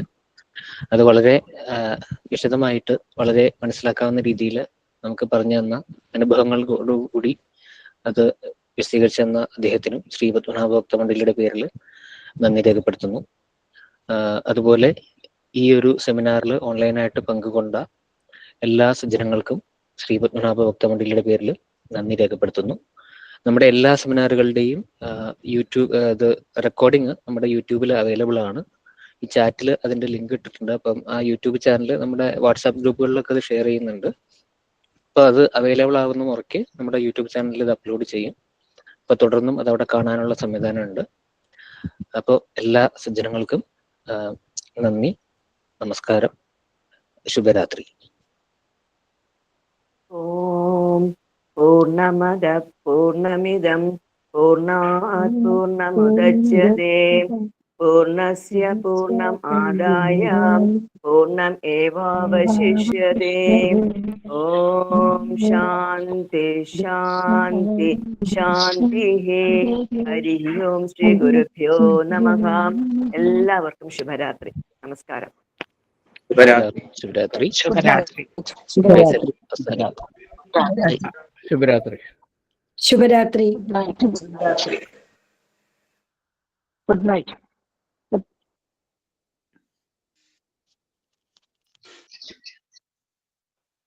ശുഭരാത്രി.